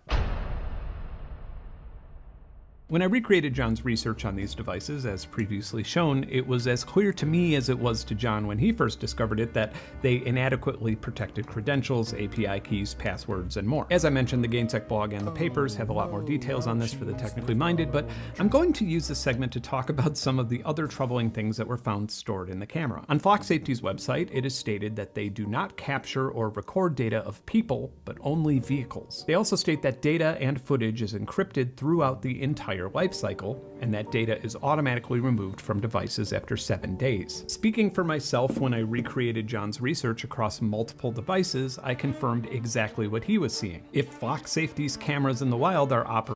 So if it's only stored for 7 days, but it's there for our safety, for like if like say a crime was to happen, say if somebody was to break into your car, or say if somebody was to get abducted, or something of that sort, get killed on the street, whatever.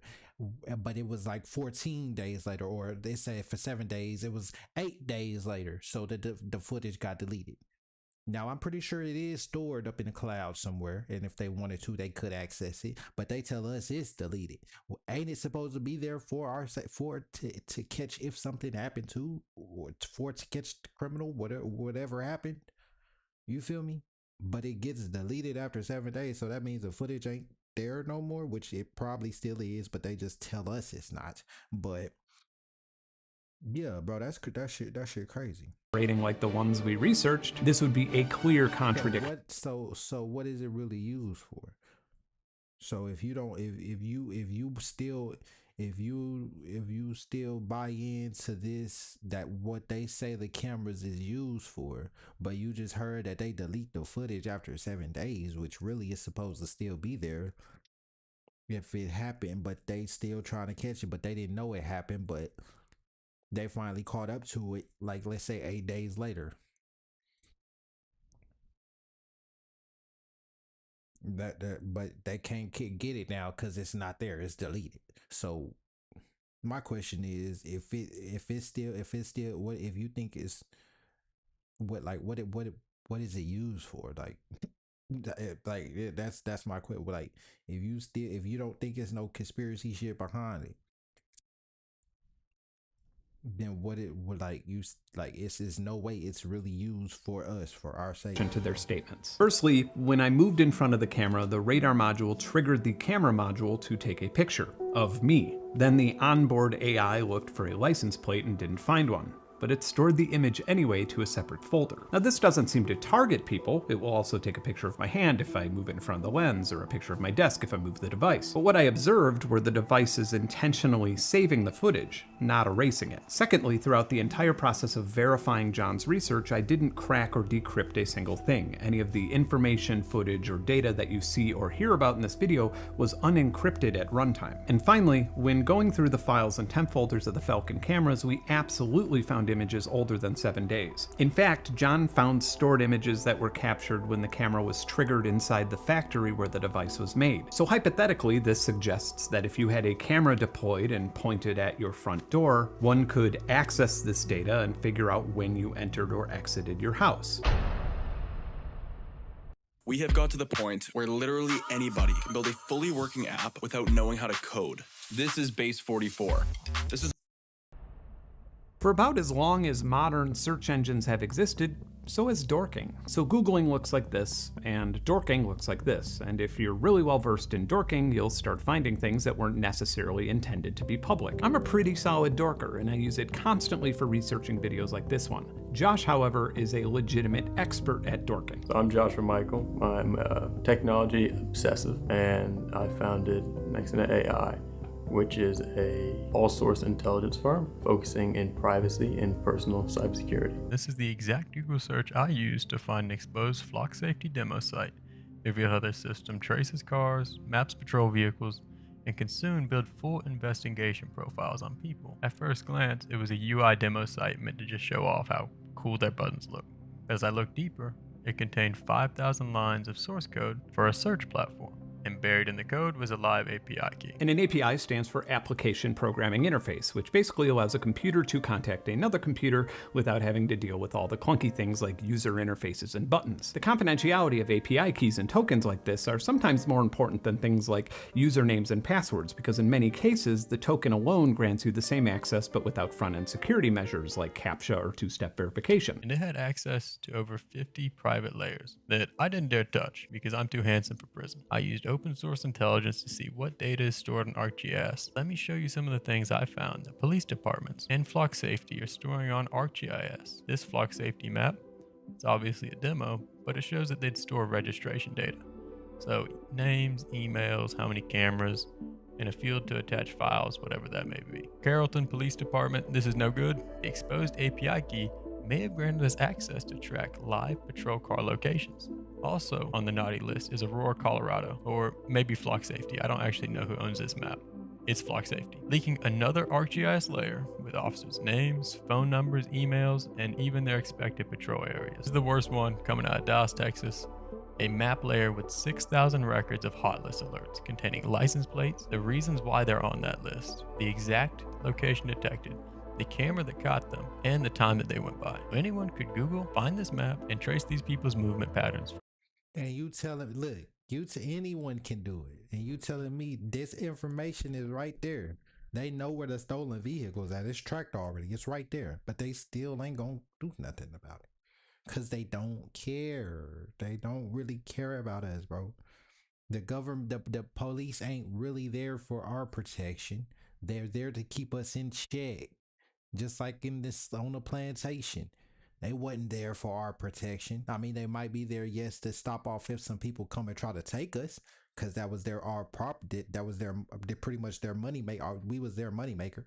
The ancestors, that was their money maker. So they gonna stop whoever come try to, maybe take us. But besides that, they not really there for our protection, bro. They're there to keep us in check. And really keep the masters protected. Not really for us. For 5 months. Also going to note the reason category. Or the elites now, but the masters in, but the elites where he now. has someone in there for just suspect, and a bunch of others literally have no reason and are blank. So let's back it up for a second. Guess what? If somebody say something, they gonna say something about or whatever, or if something happen, whatever, to protect the government or to protect the president, whoever, somebody elite that will show call in martial law or call in the military or whoever they gotta call in. But when it comes for us, unless it's called on us to stop us from rioting or something, they not really there for our protection. If you call 911 and the dispatcher deems it an emergency requiring police, most modern police cars have a GPS module installed that reports back to dispatch. That way they can efficiently contact the police nearest the event and expedite the response time. Flock Safety and many of its clients use third-party services that make sense of this constant stream of data, and all of that data is handled with an API. Just a few weeks ago, two security researchers, Alexa Feminella and James Zhang, wrote a report discovering that ArcGIS had been compromised by a Chinese state-sponsored. And you want to know what else is crazy? How you would still get locked up sometimes for self-defense. When if you call the police, it will take them a good at least 5 to 10, not probably even longer than that, but let's just say a good, let's say really 10 minutes later. Because you gotta call, when you call, you gotta talk to a fucking operator anyways. They gotta tell them what's wrong, you gotta tell them what's happening, where you at, all this other stuff. Like they can't already pull this up. So you already gotta spend 2-3 minutes talking to them. So what if you can't even talk? What if you in a situation where you gotta hide and be quiet and you can't say shit? Right? So really, if you think about it, they're actually it's actually I'm forgetting the term for it, but fuck it, I'm gonna say this: ass backwards. Because why would I need to call you to defend myself when if I did have a weapon and somebody was to do something, then I could defend myself. If I gotta call you, I was finna say, what happened to, she started limping. I was finna say, what happened to the dog leg? But it's her jacket, bro. I was finna say, hell no, bro. That shit tripped me out for a second. But it's stuck in her jacket. It's stuck in her jacket, bro. I was finna say, what the hell? She got it. But okay, anyways, that shit threw me off. Okay. But anyways, yeah, bro, we should be able to defend our, because by the time you gotta call them and then they dispatch it out to a cop, by the time the cop get there, you're gonna be dead. You're gonna be they're gonna be kidnapped you or whatever the case, whatever they wanted to do to you, they had more than enough time to do it and get up out of there. And then even if they did get up out of there, they still have the technology to catch these motherfuckers. But yet they still talk about we're on a manhunt. Or it's been 36 days, we're still out looking for him. Or it's been 72 hours and we're still on the manhunt. Bro, what? Come on, man. Hacking group called Flex Typhoon. The report from InfoSecurity magazine states the hackers allegedly targeted. They will kill, man, Nick, if they really wanted to kill, they'll kill you while you're on the phone talking to the cop, talking to the operator, telling them what's happening. Bro, that shit, it's no point. I should be able to defend myself. It's my life in line. Why do I have to call somebody else to defend my life? And then if I defend my life, I will get in trouble for defending my own life as if I don't fucking matter. And somebody else have to determine whether I die or live. That's crazy to me. It a legitimate public-facing ArcGIS application. This is software that allows organizations to manage spatial data for disaster recovery, emergency management, and other critical functions. This is just a very recent example of what could be compromised with sensitive API information for geospatial platforms.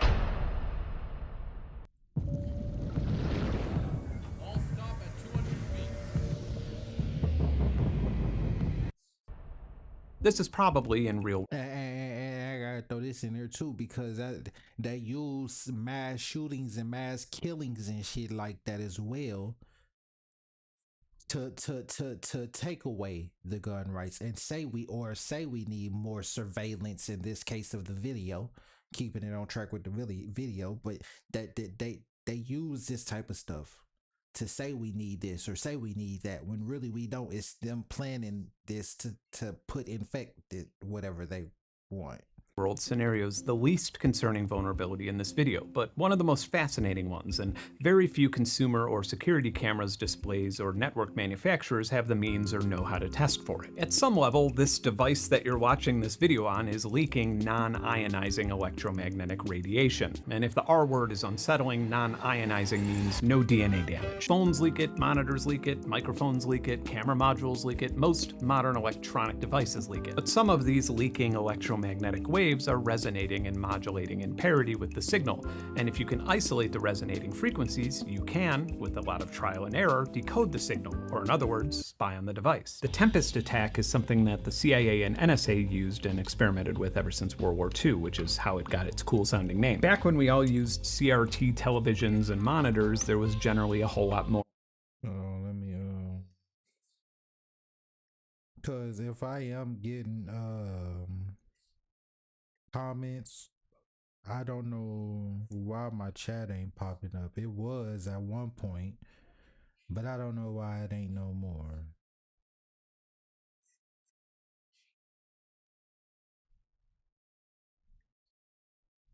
Because if I am getting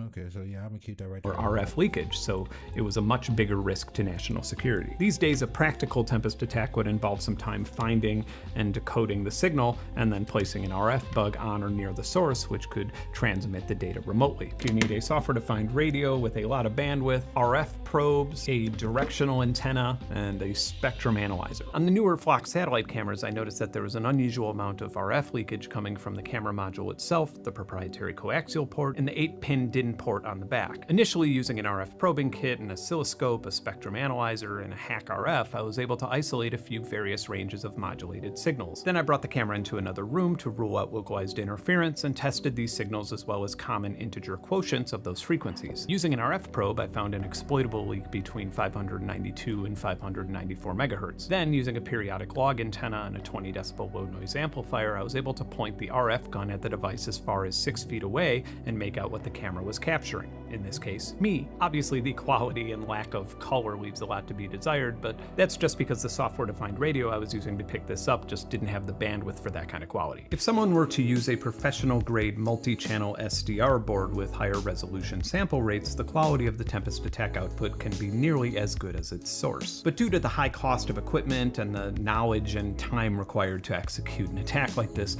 most consumer device manufacturers and owners do not need to be super worried about this. However, if a device is being used for something related to national security, government use, or public surveillance, this absolutely needs to be protected against. Imagine being able to reach 15 million views on the first video of a new YouTube channel you start at 0 subscribers. Imagine that video attracts. This is just my opinion here, but most of these things are entirely preventable and the result of prioritizing growth over painfully obvious industry standard security measures like multi-factor authentication. Another really obvious low-hanging fruit here is using mobile phone operating systems and hardware for a government surveillance camera. The Falcon, the Sparrow, and likely Flex LPR devices, or the cameras you most commonly see all over the country, were running Android Things 8 or 8.1, which was discontinued in 2021, and that includes security updates. At this time, there are over 900 published vulnerabilities for this OS. Like, someone please explain to me why there are even cameras in the wild recording public activity that aren't even running on supported software. If your phone or your computer or your home security system stopped being supported and you understood how bad this could make your life, you'd probably be inclined to throw them in the garbage.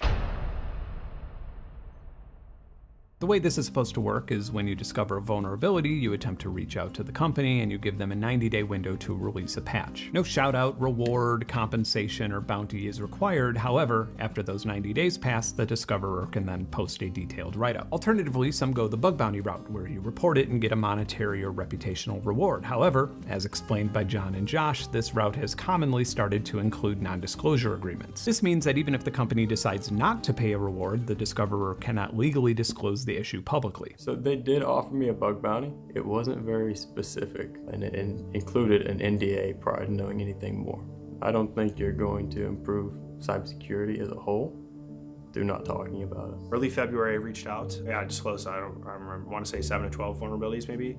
for the license plate reader and the gunshot detection. They responded within like a day and a half and immediately asked for a video chat, in which, you know, I obliged, you know, talking about joint PR statements and so on and so forth.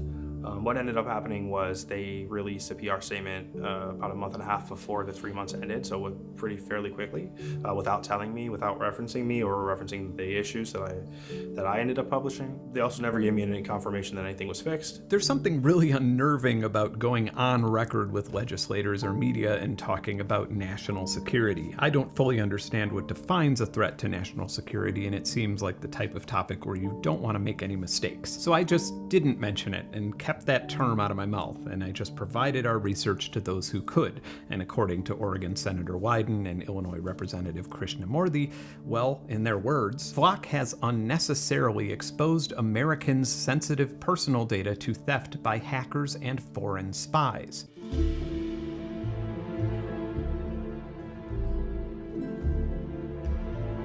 Part of my research was... And you hear that, but yet they don't want... They don't want to make cybersecurity more safer unless it's for the government. Was trying to figure out just how effective the adoption of Flock safety or something that the government uses. And similar ALPR services have been at reducing crime rates or increasing crime clearance rates, and this is a deceptively difficult task. For example, let's do what most people concerningly do these days and ask Google and let AI answer it for us. Well, hey, there you have it. Let's maybe look at those actual sources, though. By the way, I want to take a moment to congratulate Flock Safety on their search engine optimization skills. It's so good that even services that only exist to help companies improve their SEO are like, bro, sorry, it's literally impossible to improve beyond your elite talent. This means that whenever you want to find information about Flock Safety or ALPRs or police cameras, Flock is going to be the most prominent and influential force in your initial results, and subsequently, so will the AI assistant's answer. More on that hellscape in a future video. But hey, look, some studies. Let's check them out. Okay, so only 2 of these studies took place after Flock Safety was even incorporated, and they tell us nothing about the efficacy of surveillance or data collection. Flock Safety's website claims that 10% of all crime in America is solved using their services, which is a pretty impressive thing to brag about. However, the source that they cite this claim with was a research paper created by 2 Flock Safety employees that doesn't really outline regional analysis. In other words, crime has been dropping nationally in America since 2021.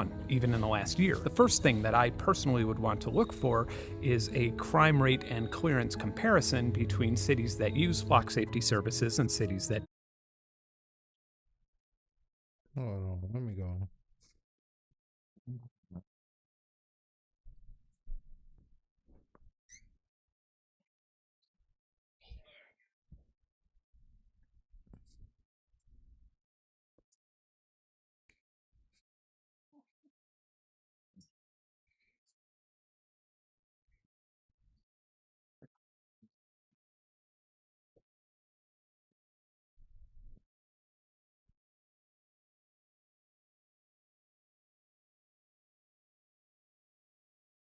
Oh, I gotta use the bathroom, so I gotta go take that jacket off that dog.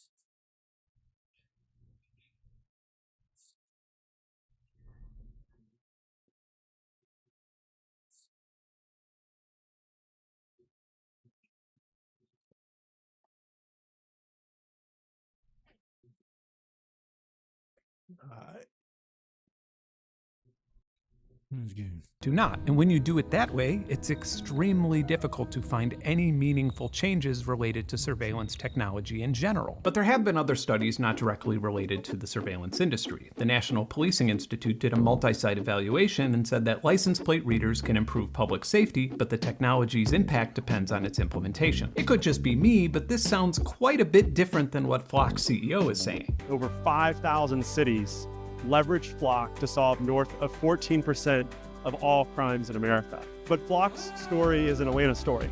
We can now rest assured that if a crime happens in South Downtown, it will be solved. It wasn't.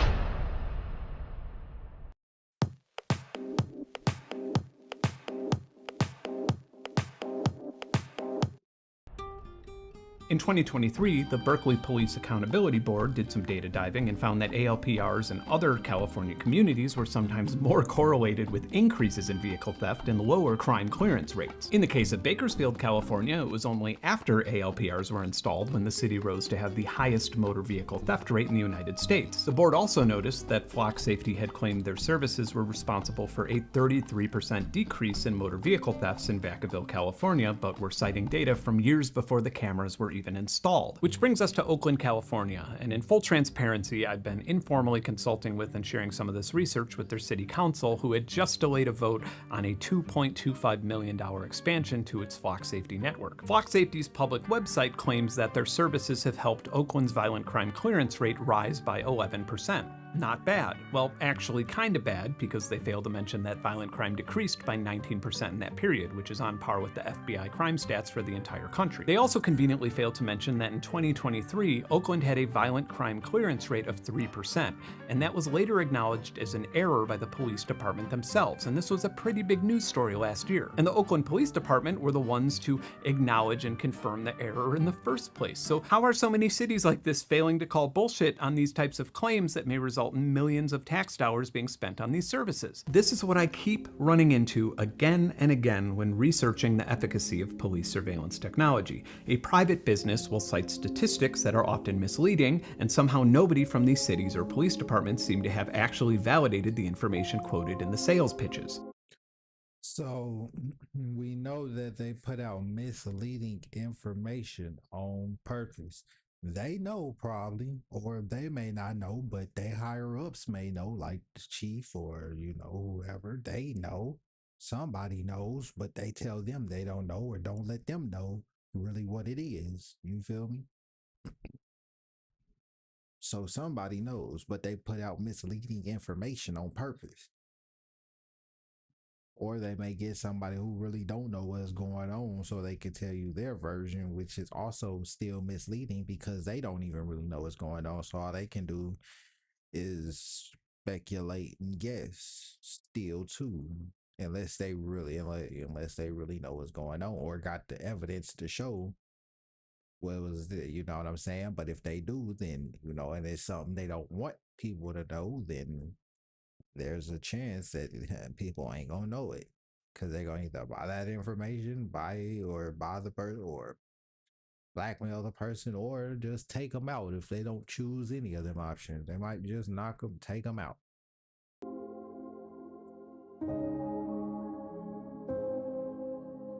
So all of this aside, even if we're not considering all of these questionable data sources in marketing, sociology is an incredibly chaotic field of study, one that typically requires decades of adeptly sourced data to accurately suggest whether a technology or a policy change reduces crime. For decades, we've been trying to figure out if an increase in police can even reduce crime. So at the very least, there should be an independent, robust meta-analysis to figure out how effective private surveillance and data sharing is before we take money away from other resources to pay for it, right?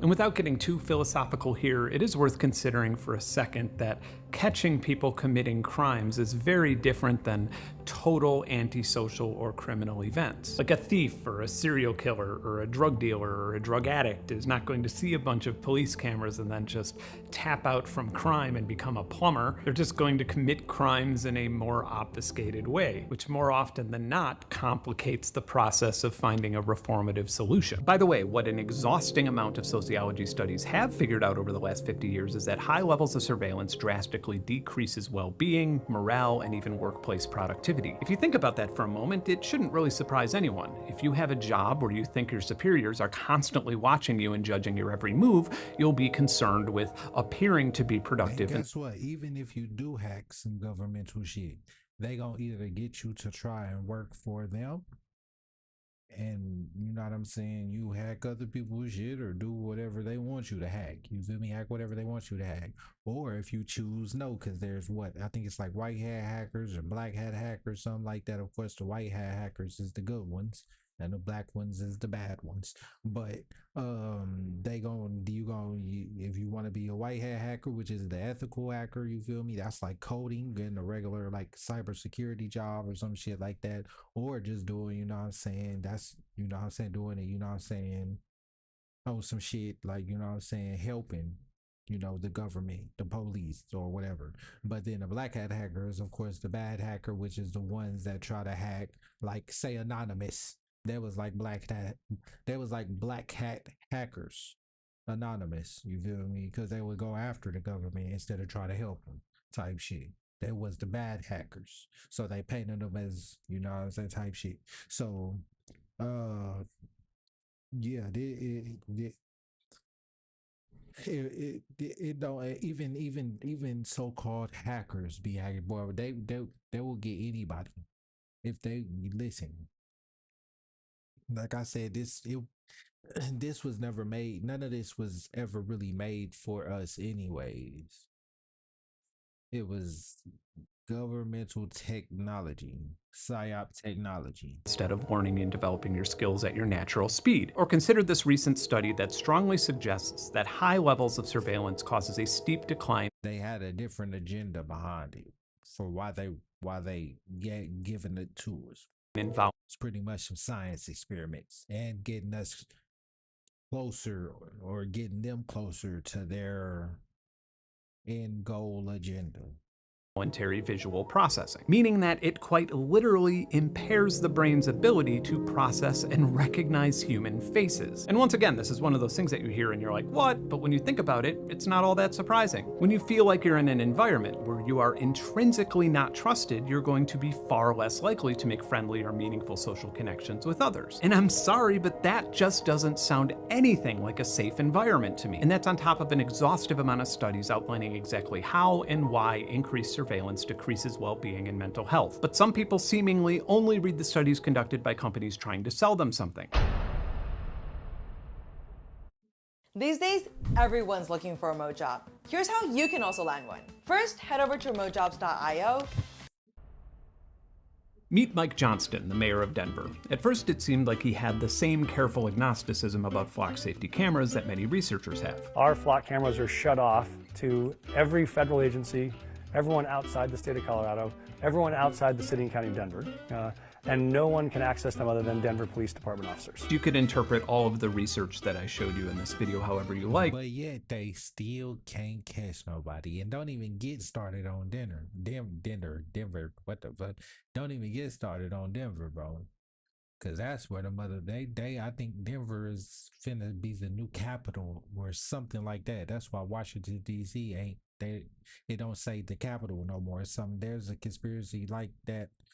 With the way they use conspiracy, there's a conspiracy theory floating around that well, I mean, and even when you do search it, because I searched it when I found out about it from TikTok YouTubers reacting to it, or YouTubers that react to TikTok, whatever. That when you search it, Washington, it don't say DC, the capital no more, or something like that. It just say Washington or something. But I think I heard another where Denver is finna be the new capital or something, and that's where they got that big old blue Trojan horse, that demonic looking horse in the airport, and I know what it is, but And then I might do a video on that too. But the way I interpreted it was that it technically demonstrated and proved that statement to be false. But guys, don't... If you go to Denver airport, bro, they got like all types of symbolic paintings off in that mug. But every like the walls is covered with. I think if I'm remembering correct, but if it's not covered with it, I know there's a lot of paintings throughout that airport. Worry about this. Could a federal law enforcement agency use this database to track someone down on an ice hold and arrest them? No, because the system is not designed to do that. In just over a year of data of usage of Denver's flock safety services, queries openly admitting to be used for immigration services amounted to over 1,800. Mike even warns us of the grave dangers of cutting this data off from external communities. I want to be clear, this is a risk on public safety. If you have someone that commits a crime in Lakewood and flees into Denver, they will not be able to find that person in Denver. You know, we had a trans woman who was kidnapped and murdered, picked up in Denver, murdered in Lakewood. We solved that crime because Denver and Lakewood could talk to each other across a flock camera database. Except that didn't happen at all. He's referring to the death of Jax Grafton, which was not a solved murder. Jax's mother was more than happy to speak her mind about this. I'm shocked and appalled that... Now, you see, let me run that back so y'all can get the full story. But you see how they just lied that quick? Dick, bro. And bro, like I just said, that's what it's supposed to be used for, but yeah, it wasn't used for that, and it's still unsolved. Jax's mother. And he just lied that quick, saying that they used the cameras connecting Denver and whoever connections together, police departments to solve it, but actually didn't. Mother was more than happy to speak her mind about this. I'm shocked and appalled that a public official would use my daughter and claim that Flock had anything to do with her being found. Fortunately, as a result of all of this bullshit and citizen backlash, the Denver City Council overwhelmingly voted. So, what was she not even there? So is they saying is she really there, or is she not really there? And they saying that they just use her like they use some AI now and just put people faces in the AI videos. Boy, that's crazy. Voted to not either way, they lie. Either way, the flock safety contract. Yeah, but that's what they supposed to be used for, though, ain't it? And in their council letter on the issue, they went as far as calling out flock safety's ethics and credibility. And I quote, "We do not believe that the city and county of Denver should continue doing business with a company that has demonstrated such disregard for honesty and accountability." Whoa, now hold on before you celebrate your renewal of faith in humanity. Mayor Mike Johnson sidestepped city council and signed the flock safety contract anyway, which council members are now calling a backroom deal with a known bad actor. Of course. And all of this shit happened just in time for police to drive out from Columbine Valley, Colorado to knock on a woman's door in Denver with a summons wrongfully accusing her of stealing a package off of someone's porch. Any guess?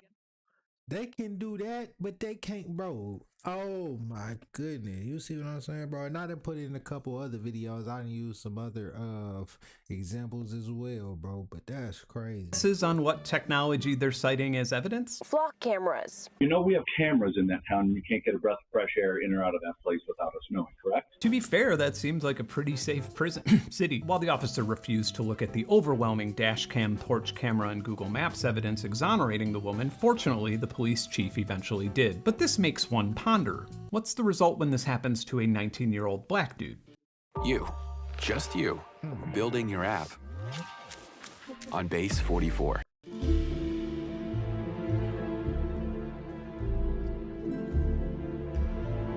Notably, this year, people in communities across the United States have been increasingly concerned about or opposed to the rapid expansion of private surveillance in their communities. A lot of people have been noticing more and more of these little black cameras with the solar panels and just assumed that they were innocently monitoring traffic flow or maybe giving a dispatcher a better idea of who or what to send to deal with an accident. But now they're finding out what they do and what they're capable of doing, and a lot of people are just like, yeah, f that. And now every few days I hear about another city pushing back and deciding to take down flock safety cameras. However, in some cases, a city formally deciding that they no longer want flock safety services or cameras somehow doesn't result in them going away. After finding out that I gotta go get my camera, my charger real quick.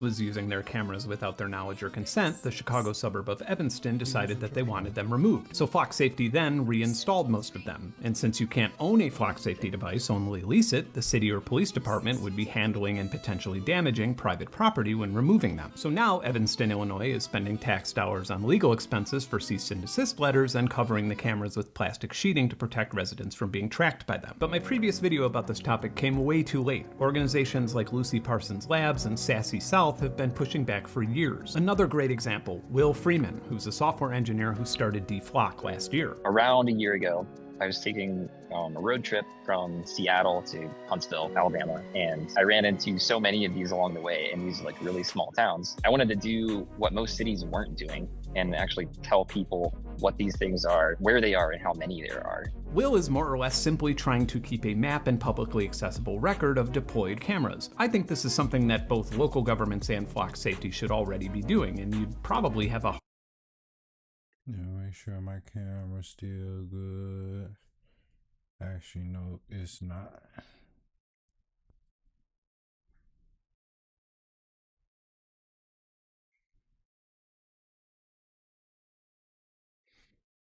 Let me switch it back to this camera.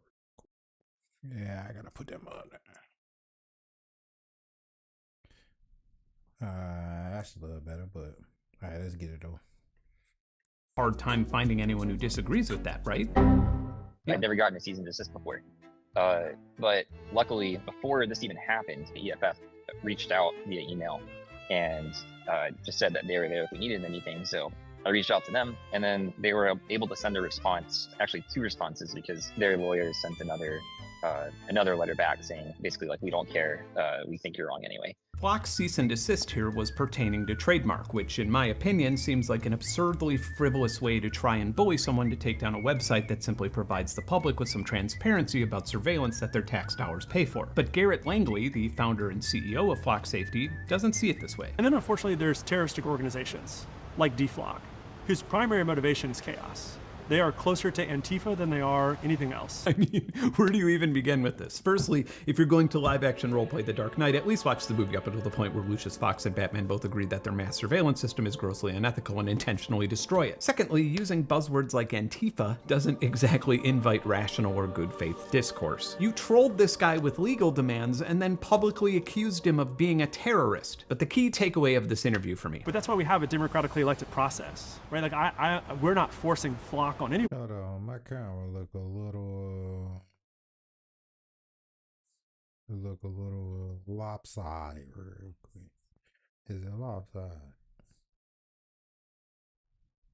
A little bit, but it ain't bad. Alright. Let me make something clear. My little farm here is not exactly in a dense urban environment. We don't even have sidewalks. I literally cannot leave my neighborhood to go get groceries or ship out a package without passing a Flock camera and having my activities logged into a database that is shared to a much larger regional database. I am not allowed to know who has access to this information, and the people sharing my local information regionally or even nationally most likely do not know exactly who has access to it. I didn't sign up for Flock Safety. I never consented to it. I've never had an opportunity to vote for it. I do not have the option to opt out of it. And then after researching and taking some pictures of the cameras that are constantly photographing me and seeking more information about them, I coincidentally get cops in my driveway waking my family members up asking weird questions and freaking my neighbors out. Now I'm shelving educational video projects to pay attorneys and constantly have to make sure someone is around to take care of my animals because every day I'm not sure if I'm going to be fucking detained for literally not breaking a single law. We're not forcing Flock on anyone, lacks so much perspective and is packed with so much delusion and cognitive dissonance that even Forbes senior editor can't manage to keep a straight face through the sentence. We're not forcing Flock on anyone. Have you heard about My Impact Challenge? It's our civic engagement contest. How you doing? May I help you? This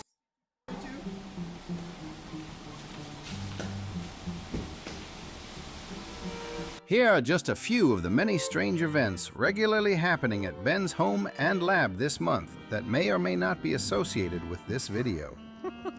That's somebody being like, what the f are you doing?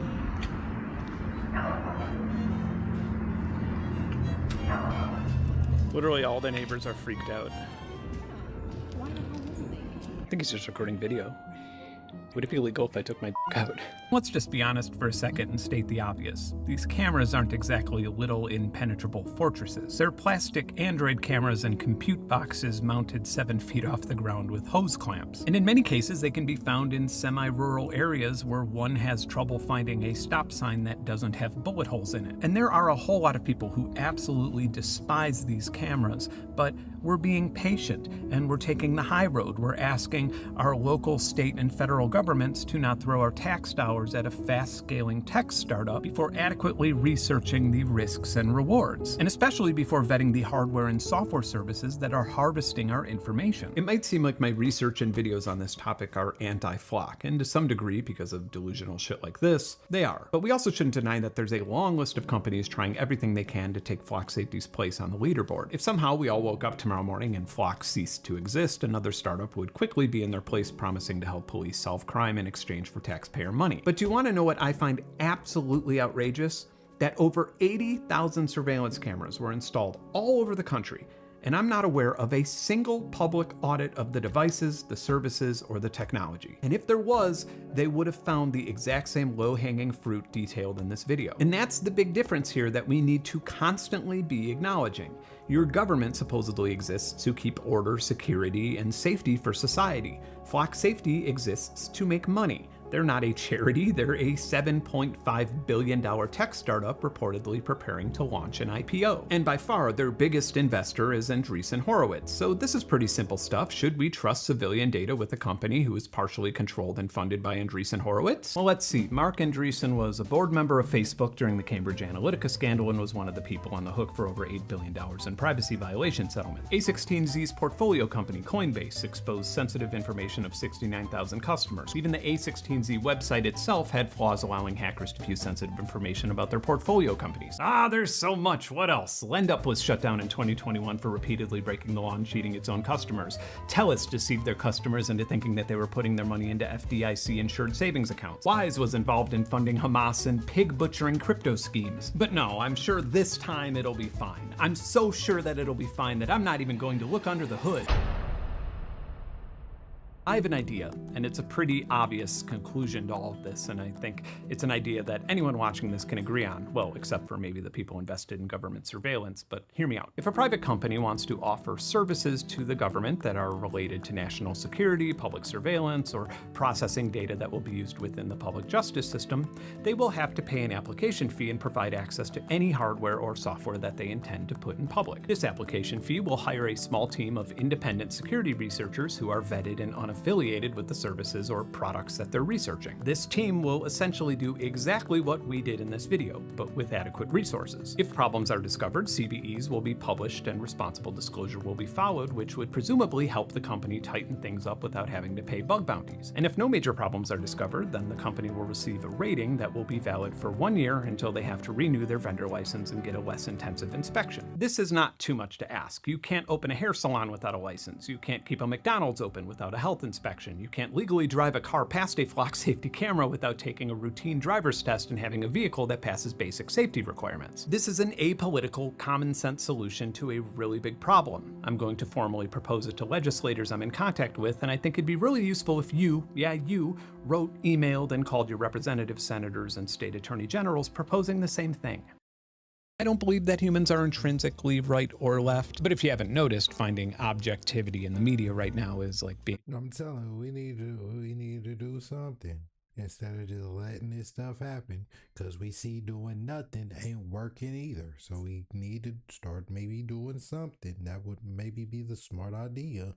Or saying something. A grasshopper stuck in the middle of a football field. I'm very familiar with Ground News. I've been a paying customer of the service for years. It's an app and a website that collects news articles from around the world and organizes them by political bias, reliability, and potential conflicts of interest, such as media ownership. Ground News themselves are independently owned and funded by subscribers like myself, and they're vetted by 3 different independent news monitoring organizations. So here's an example. Here we have this AI-generated drone illustration hovering over protesters, and it's warning them that they're being monitored monitored by predator drones orbiting over Los Angeles. Yes, orbiting. I suppose if people could believe that the Earth is flat, then people could believe that LA is a celestial body. Okay, so I head over to Ground News to see if this is even a thing, and kablam, it is. And then you could see these bias filters, which you could use as a sort of political compass or an amusing joyride to see how cooked we all are. Or I can easily see who owns the media source, and then their factuality score from 3 different news monitoring organizations. And then if I'm feeling brave, I can use the blind spot feature to see the news stories that my own personal internet echo chamber isn't showing me. And as usual, when I have a sponsor on this channel, any profit from that sponsorship will go to UNICEF Ukraine. Russia is actively targeting Ukraine's infrastructure, and nothing spoils the holidays like knowing that you didn't help children freezing to death. If you're into this, you could subscribe to get 40% off the Vantage plan by scanning this QR code or using my link, ground.news/Ben.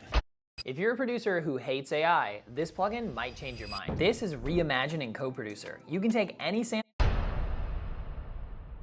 In my last video on this, I talked a lot about ethics. I talked a lot about how ALPRs and AI cameras could be misused and how they already have been misused. I outlined how I believe it easily violates Americans' Fourth Amendment rights. And here is some feel-good information that you probably don't get to hear much of in 2025.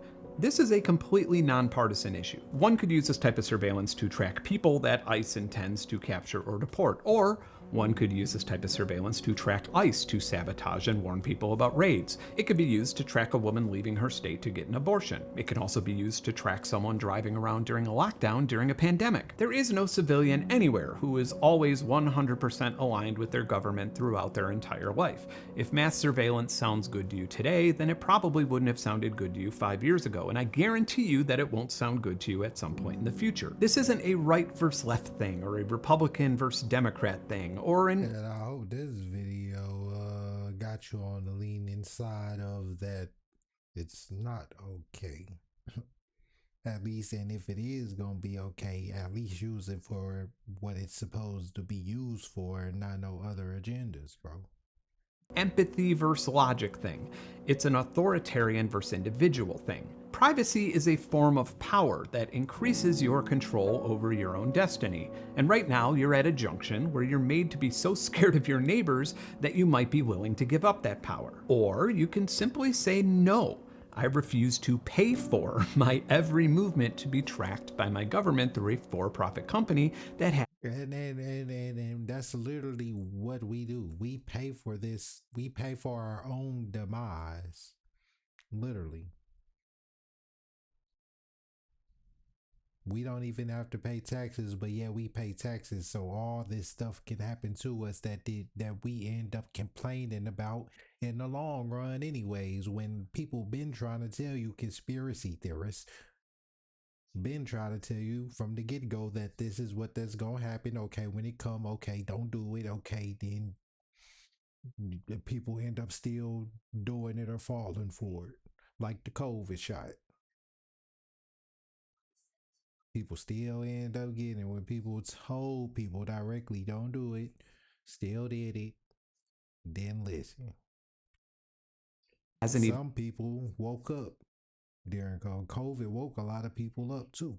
And been adequately vetted to protect my security. That's really why the mass majority is woke. But once again, I think, well, it probably was a plan for, they had a different type of plan, but once again, it may have backfired because people got stuck in the house for all that time, and end up, people was just scrolling through social media, and then people was doing a whole lot of, it became a trend to talk about conspiracy theories. So that ended up being trendy, and now everybody is on that wave, that trend of trend. And yeah, now it's not even really something to do to, because it used to be you get this information so you could wake up and then start going against the grain. People get this information and get this information, go against the grain, and change your life around for the better,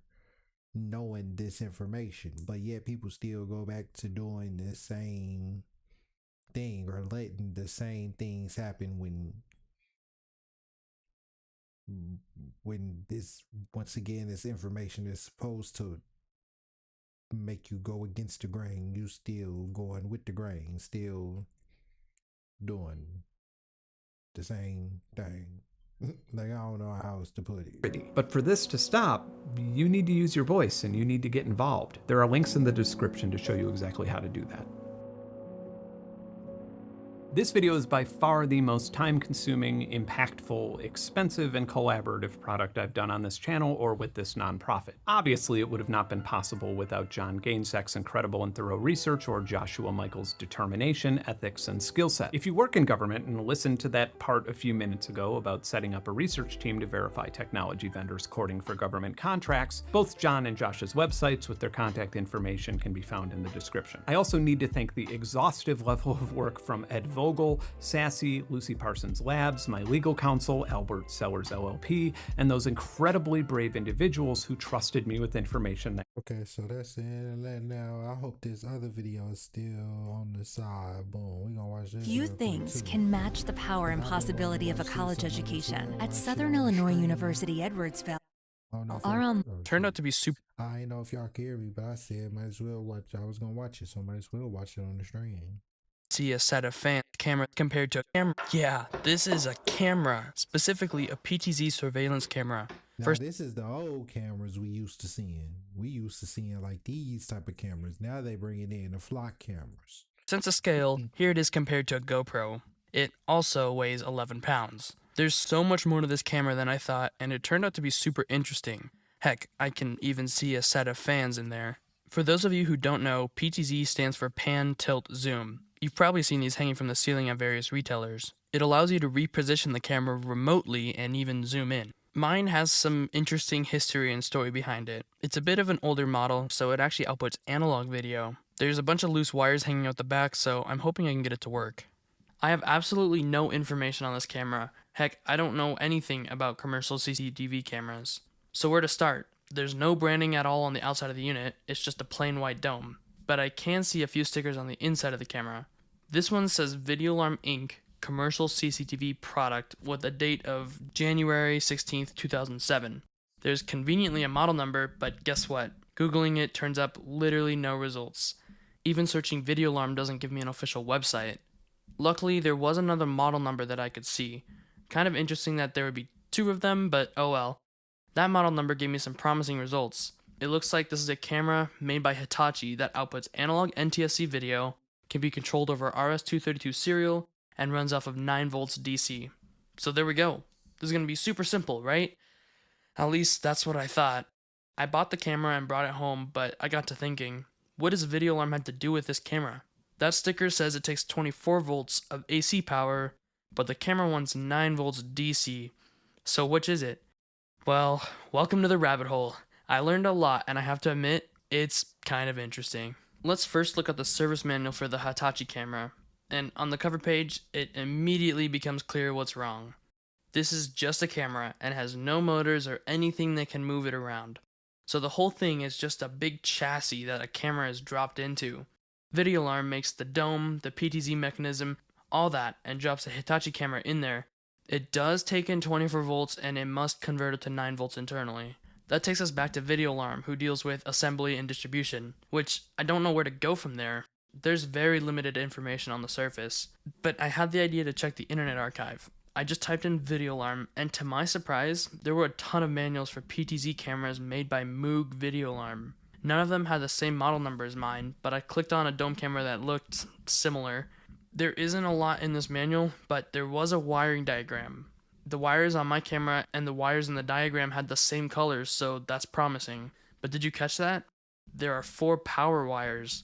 Red and orange power the camera, but yellow and green power the heater? Yeah, I won't lie, my jaw dropped. That's not something I expected in a camera. I knew there were fans inside, but I assumed it was for cooling the components or something. But I guess it's to get some air circulation for the heater. Then I realized why there's a heater at all. This is an outdoor camera. If this thing isn't a blizzard, there's going to be snow and ice all over the dome. So there's a 50-watt heater inside that keeps the dome warm and prevents snow from building up on it. This never occurred to me, but it makes total sense. And just think about how wild that is for a second. It is just a camera. It just has to produce a video feed. But in this one unit, there's not only the PTZ mechanism, but there's also a power converter and climate control. I would have never guessed that. Anyway, back to So once again, even with these cameras, and before I started, when I was talking and doing another intro, I think or something, but whenever I was breaking something down, I was gonna say, this is like an older camera around like, I mean, like sort of like a newer camera around like 20 teens to 20, 17, 16, 14. I was gonna say around one of them times, but he said it's 2016. So these is even still pretty new, but they still got all this camera. They got these cameras and all this technology inside the camera, but yet the camera still don't do what the camera's supposed to do, or what they brought the cameras supposed, or what they brought the cameras in for, what they to do. The wiring diagram, there are 4 other wires, because they don't want it to be solved, which are for alarm connections. I didn't read too much into this, but it looks like they're normally open, and when an alarm is tripped, like motion being detected, it shorts it with a common wire. This can essentially send a signal to your video recorder to start recording or something like that. And the last wire, the thicker copper-colored coax one, is the video output carrying standard analog NTSC video. So I have a pretty good idea of what the wires are for, but I still want to double check they're the same internally on my camera, so we'll have to crack this open. There are 9 captive Phillips head screws around the outside, then the dome just twists off. And this is the inside of a PTZ camera. Here's that huge camera from Hitachi on this mechanism that lets it move around. It pans and tilts, all that. Everything in here feels very high quality. All these plates are metal and it's pretty hefty. Let's take a look at all the parts. On one side, I was gonna skip ahead and just show what or see whatever he was gonna do with the controller and the camera, but fuck it, I'll watch the whole thing. Why not? Side of the camera is a servo motor that adjusts tilt, made by Japan Servo Co. Limited. It's connected to the camera with a belt, and the wire is connected to the board that's on the other side of the camera. This board is directly connected to the camera with a ribbon cable, so I assume it's talking to the camera and sending the focus, iris, and zoom adjustments. This board actually rotates along with the camera as it moves around. There are some wires that go through the middle, and all those go through a slip ring which lets us stay connected while rotating. These all connect to another board underneath. To get a good look at what's under this, I can use a coin to unscrew just one screw, and then the whole thing kind of hinges up and out. It is a bit clunky because you have this whole camera mechanism rotating around, but it's also kind of satisfying. The second board is kind of the other half of its brain. It has a full power supply to make 9 volts for the camera, with a bridge rectifier and transformer and all that. I think this board deals with power and communicating with whatever's controlling the camera. There's another servo motor that controls the pan, and here's the other end of that slip ring. There's this big connector here that meets up with a matching connector inside the dome, and that gets it all connected. The red and orange power wires go directly into that. The 4 alarm wires go into this little board and then into the connector. I'm not sure what this board does, but there aren't a lot of components on it. And the last wire, the coax one, plugs into the connector but with a BNC jack, which is kind of cool. There's a lot more going on in here than I thought. Those boards are custom and have a copyright date of 2007 by Video Alarm. Pretty cool. That's not necessarily everything going on in this dome though. You might notice the yellow and green wires are missing. I'm pretty sure the heater element and whatever powers the fans are underneath that metal plate, but I was having trouble accessing it, so I'll worry about that later. Right now, I just want to power this up. I'll drop the camera module back into place, screw it in, then put the dome back on. Now it's time to wire this up. I used to solder everything together and make custom little adapters, but that seemed really permanent and it's a pain if I mess up. So this time I'll be using a terminal block. I like the terminal blocks that the camera already had on it for the alarm wires. They're very convenient because you can just strip the wire a little bit and then screw them in and it makes a secure connection. I unscrewed the alarm wires from the old terminal block and also stripped the coax wire for the video feed. Then I got my new block and shoved the video and alarm lines into it. Now you might be wondering what cable I'll be running this over. Well, of course, Cat6. This terminal block plugs into an RJ45 jack and I have 100 feet of Cat6 to run it over. Now why would I choose Twisted Pair? Because it's cheap. Trust me, I know this isn't meant for running video over, and I know it's not shielded properly. It's good enough for me. As far as power goes, I'm going to need 24 volts AC. The wall power in the United States is 120 volts AC, so I need a transformer to step it down. If you just pull up Amazon, you'll see 24 volt transformers for doorbells, but I don't really trust these, especially because they aren't designed for the power draw of a PTZ camera. I found one on Eagle Electronics, which I had never heard of before. This does up to 72 watts and is specifically for PTZ cameras. So I got it. This might not look that big on camera, but here's a phone charging brick for scale. It's huge and heavy. All it does is step down the voltage coming from the wall though. It's still alternating current, and that's exactly what the camera needs. I stripped back the red and orange wires and screwed them into this barrel jack with terminals on the other end. You'll notice there is a positive and negative terminal, and I just ignored that. The manual didn't specify which wire is for hot and which wire is for neutral, and with AC power, it sometimes doesn't matter.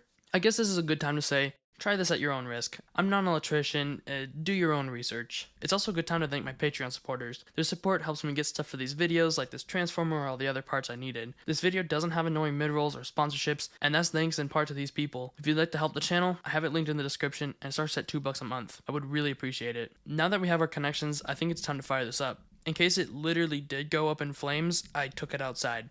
So here goes nothing. Just kidding, nothing happened. So it's either not working at all, or it's on and outputting video. So I went inside to make the other end of the Cat6 cable. I screwed in some wire on the pins the video would be on, and that will be going into this BNC terminal thing.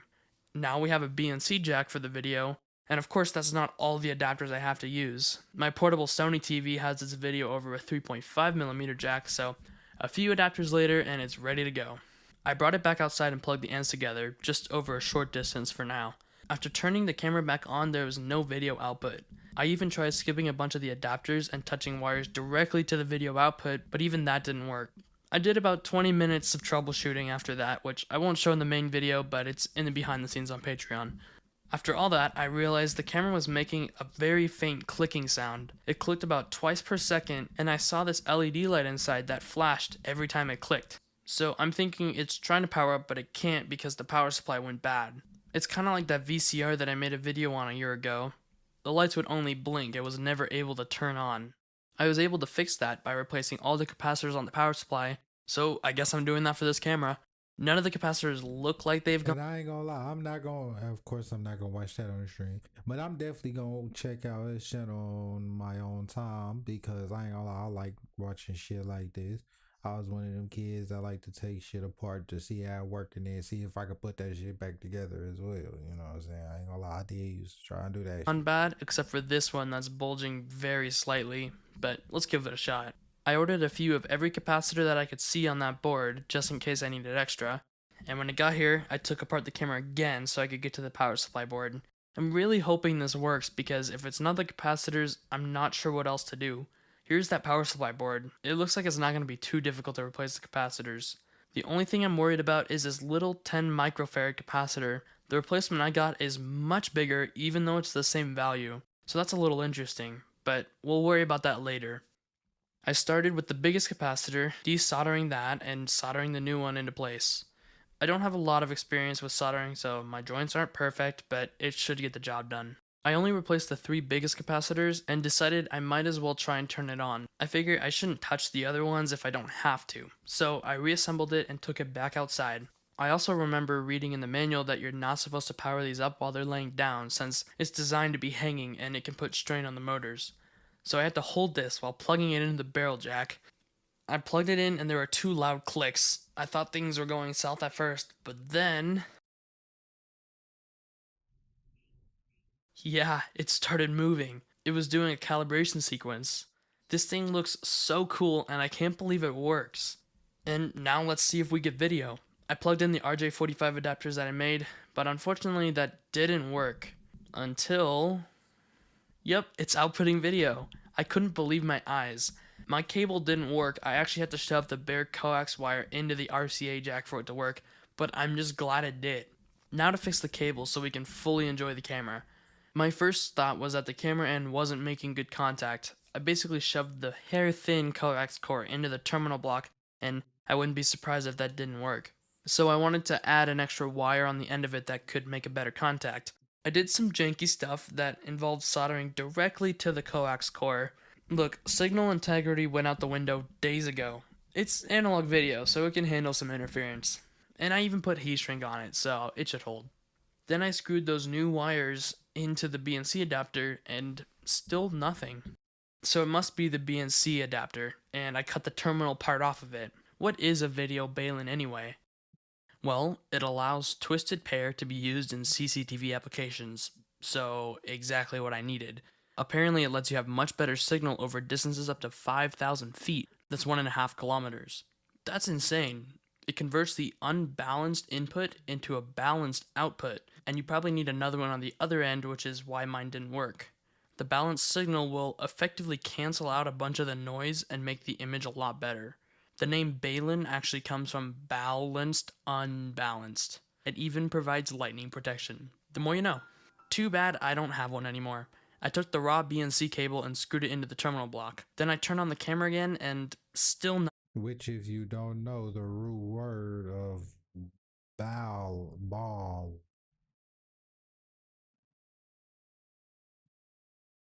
that's just a little terminology. I don't want to go too far into it, but they ain't even on the same. But I could do another video on Turns that out too. I put the BNC jack on the wrong side of the terminal block, so third-ish times the charm. I have it wired up properly, and I don't see any reason why this shouldn't work. When I plugged in the camera, you can see the TV synced to something, then... And the reason I said that, though, is because technology really comes from, well, they say it comes from the fallen angels, and which then in terms comes from the devil. But really, it's just from, I feel like, ancient times, which the devil can be anything. Lucifer can be anything or anybody that acts unaccording to nature, right? So that's just nothing but saying the the elites that we call, or that some people call devils today, that's just like pretty much that's the same thing, and then technology comes from them. So an image showed up. This is just sitting on a rug in my garage, so there's nothing interesting to see, but we can watch that calibration sequence happen. At the end of it, it even says video alarm. So let's try it over 100 feet of wiring. Again, this should just work. I'm inside the house now, and the camera is outside with 100 feet of cable between us. When I turn on the camera, there's a little static initially and the TV isn't synced. But then, there we go. That's grass, and the resolution isn't horrible. You can definitely make out the individual blades of grass. It's starting that calibration sequence now. I'm pretty sure this is just to find out where it's positioned for pan and tilt so it can keep track of it as you move it around. And there's the video alarm text saying version 3. The image quality isn't that bad. Here's a direct hookup of it in my office under ideal conditions. It's definitely soft, but it's still that smooth analog video, and I love it. All that's great, but something didn't seem right. How would you control the camera? I have 4 wires for power, 4 wires for alarm, and a video output. There's nothing to connect to the computer so you can move the camera. I looked back at the manual, again for a similar model, and noticed something that I had overlooked. There's also an RJ45 jack that you're supposed to plug in for local control over internet. That's not good because mine definitely doesn't have that. I need a specific manual for my camera, but that model number doesn't seem to exist. I decided to just go to manuals lib and scroll through the list of Moog video alarm manuals hoping to find something. Then I remember there was another ID on a sticker inside. It was the Reg ID, which I assume stands for Registration ID or something. It's PFD8, so I scrolled to the P's, and there it was, PFD8C2. This is a dome camera that takes 24 volts AC and has a similar mount and parts. This is my manual, and here's the pinout. The power wires are the same, but what I thought were alarm wires are actually serial control wires. It looks like it communicates over RS-485. This clears up a lot about the camera and gives me hope that I can control it. I wish it was RS-232 since I already had an adapter for that, but I got a cheap adapter off a DigiKey that should work. RS-485 and RS-232 are both serial, but they have some differences. You can read up on those because it's very technical, but it sounds like 485 is really good over long distances of twisted pair. This is the serial adapter I got. It has terminal blocks on one end, which is super helpful. The only thing is I have 4 serial wires on the camera, RX A and B and TX A and B, but the adapter only has 2, A and B. It turns out you can connect both A wires together and B wires together, and now you have 2-wire serial. Look, I don't ask questions. If it works, it works. It looks kind of wrong, and I was a little worried it would short out the camera and break it all over again. But I plugged it into my computer anyway and set up a serial connection at 9600 baud. If you remember when the camera started up, it said auto baud on the video feed, so I don't think the baud rate actually matters. Anyway, I turned on the camera and immediately saw some stuff printed to the console. It was a jumbled mess, but that's something, and I was excited. Now I need to figure out how to communicate with the camera. I was worried this would be a completely proprietary protocol. I came across a website called ptzprotocols.com that actually had VideoAlarm listed, but the only document on it was for a physical controller console thing, made by VideoAlarm. Trust me, I think this is cool, but I'm not shelling out the money for one. I looked around for generic... Let me see. If you want to go watch, I'm going to skip to the part where, I mean, this really ain't got nothing to really do with the video. I'm going to go ahead and subscribe to it. I ain't gonna lie, so I can check out more of this shit.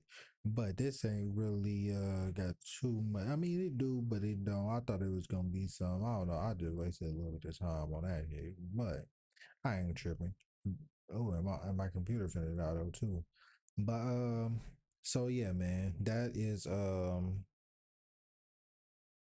the end of this video, man. If you want to go watch that, once again, I'm gonna go show his channel. You've seen his channel. Yeah, I want to go check out some more. But yeah, man. Yeah. I don't even know why, because I thought he was. I don't know what I thought he was gonna talk about. Like I said, I don't really pre-plan and show. It might be a few videos that I might have watched or seen that I add to my watch later or favorites or whatever, that it might can play into a video that I can bring up later. What, but for the most part, I don't really write no script down and plan my videos. You feel me? But yeah, for the most part, yeah, that's it, man. I'm gonna catch y'all on the next one. And I got some new shit now. You feel me? I got some new shit for the podcast. I'm gonna do different. My videos is gonna have my regular little intro. You feel me? My song, and my little regular little intro, my videos. But then my lives is gonna be this. Y'all gonna see y'all seen it in the beginning, but it's gonna be that in the ending too. So, but actually, I'm gonna have to make one for the outro. But yeah, man, I'm gonna catch y'all on the next.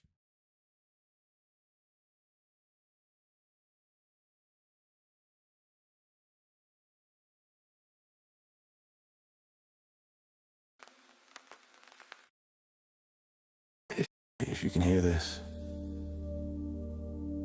you're in the circle now. Check your shoulders. Make sure it's just you and these words. You have now tuned in to the Let 'Em Know podcast, where the real talk's quiet and the truth talks loud. No accidents. You found this frequency. So sit back. Lock in. Let them know you're listening. You're now tuned in to the Let 'Em Know podcast.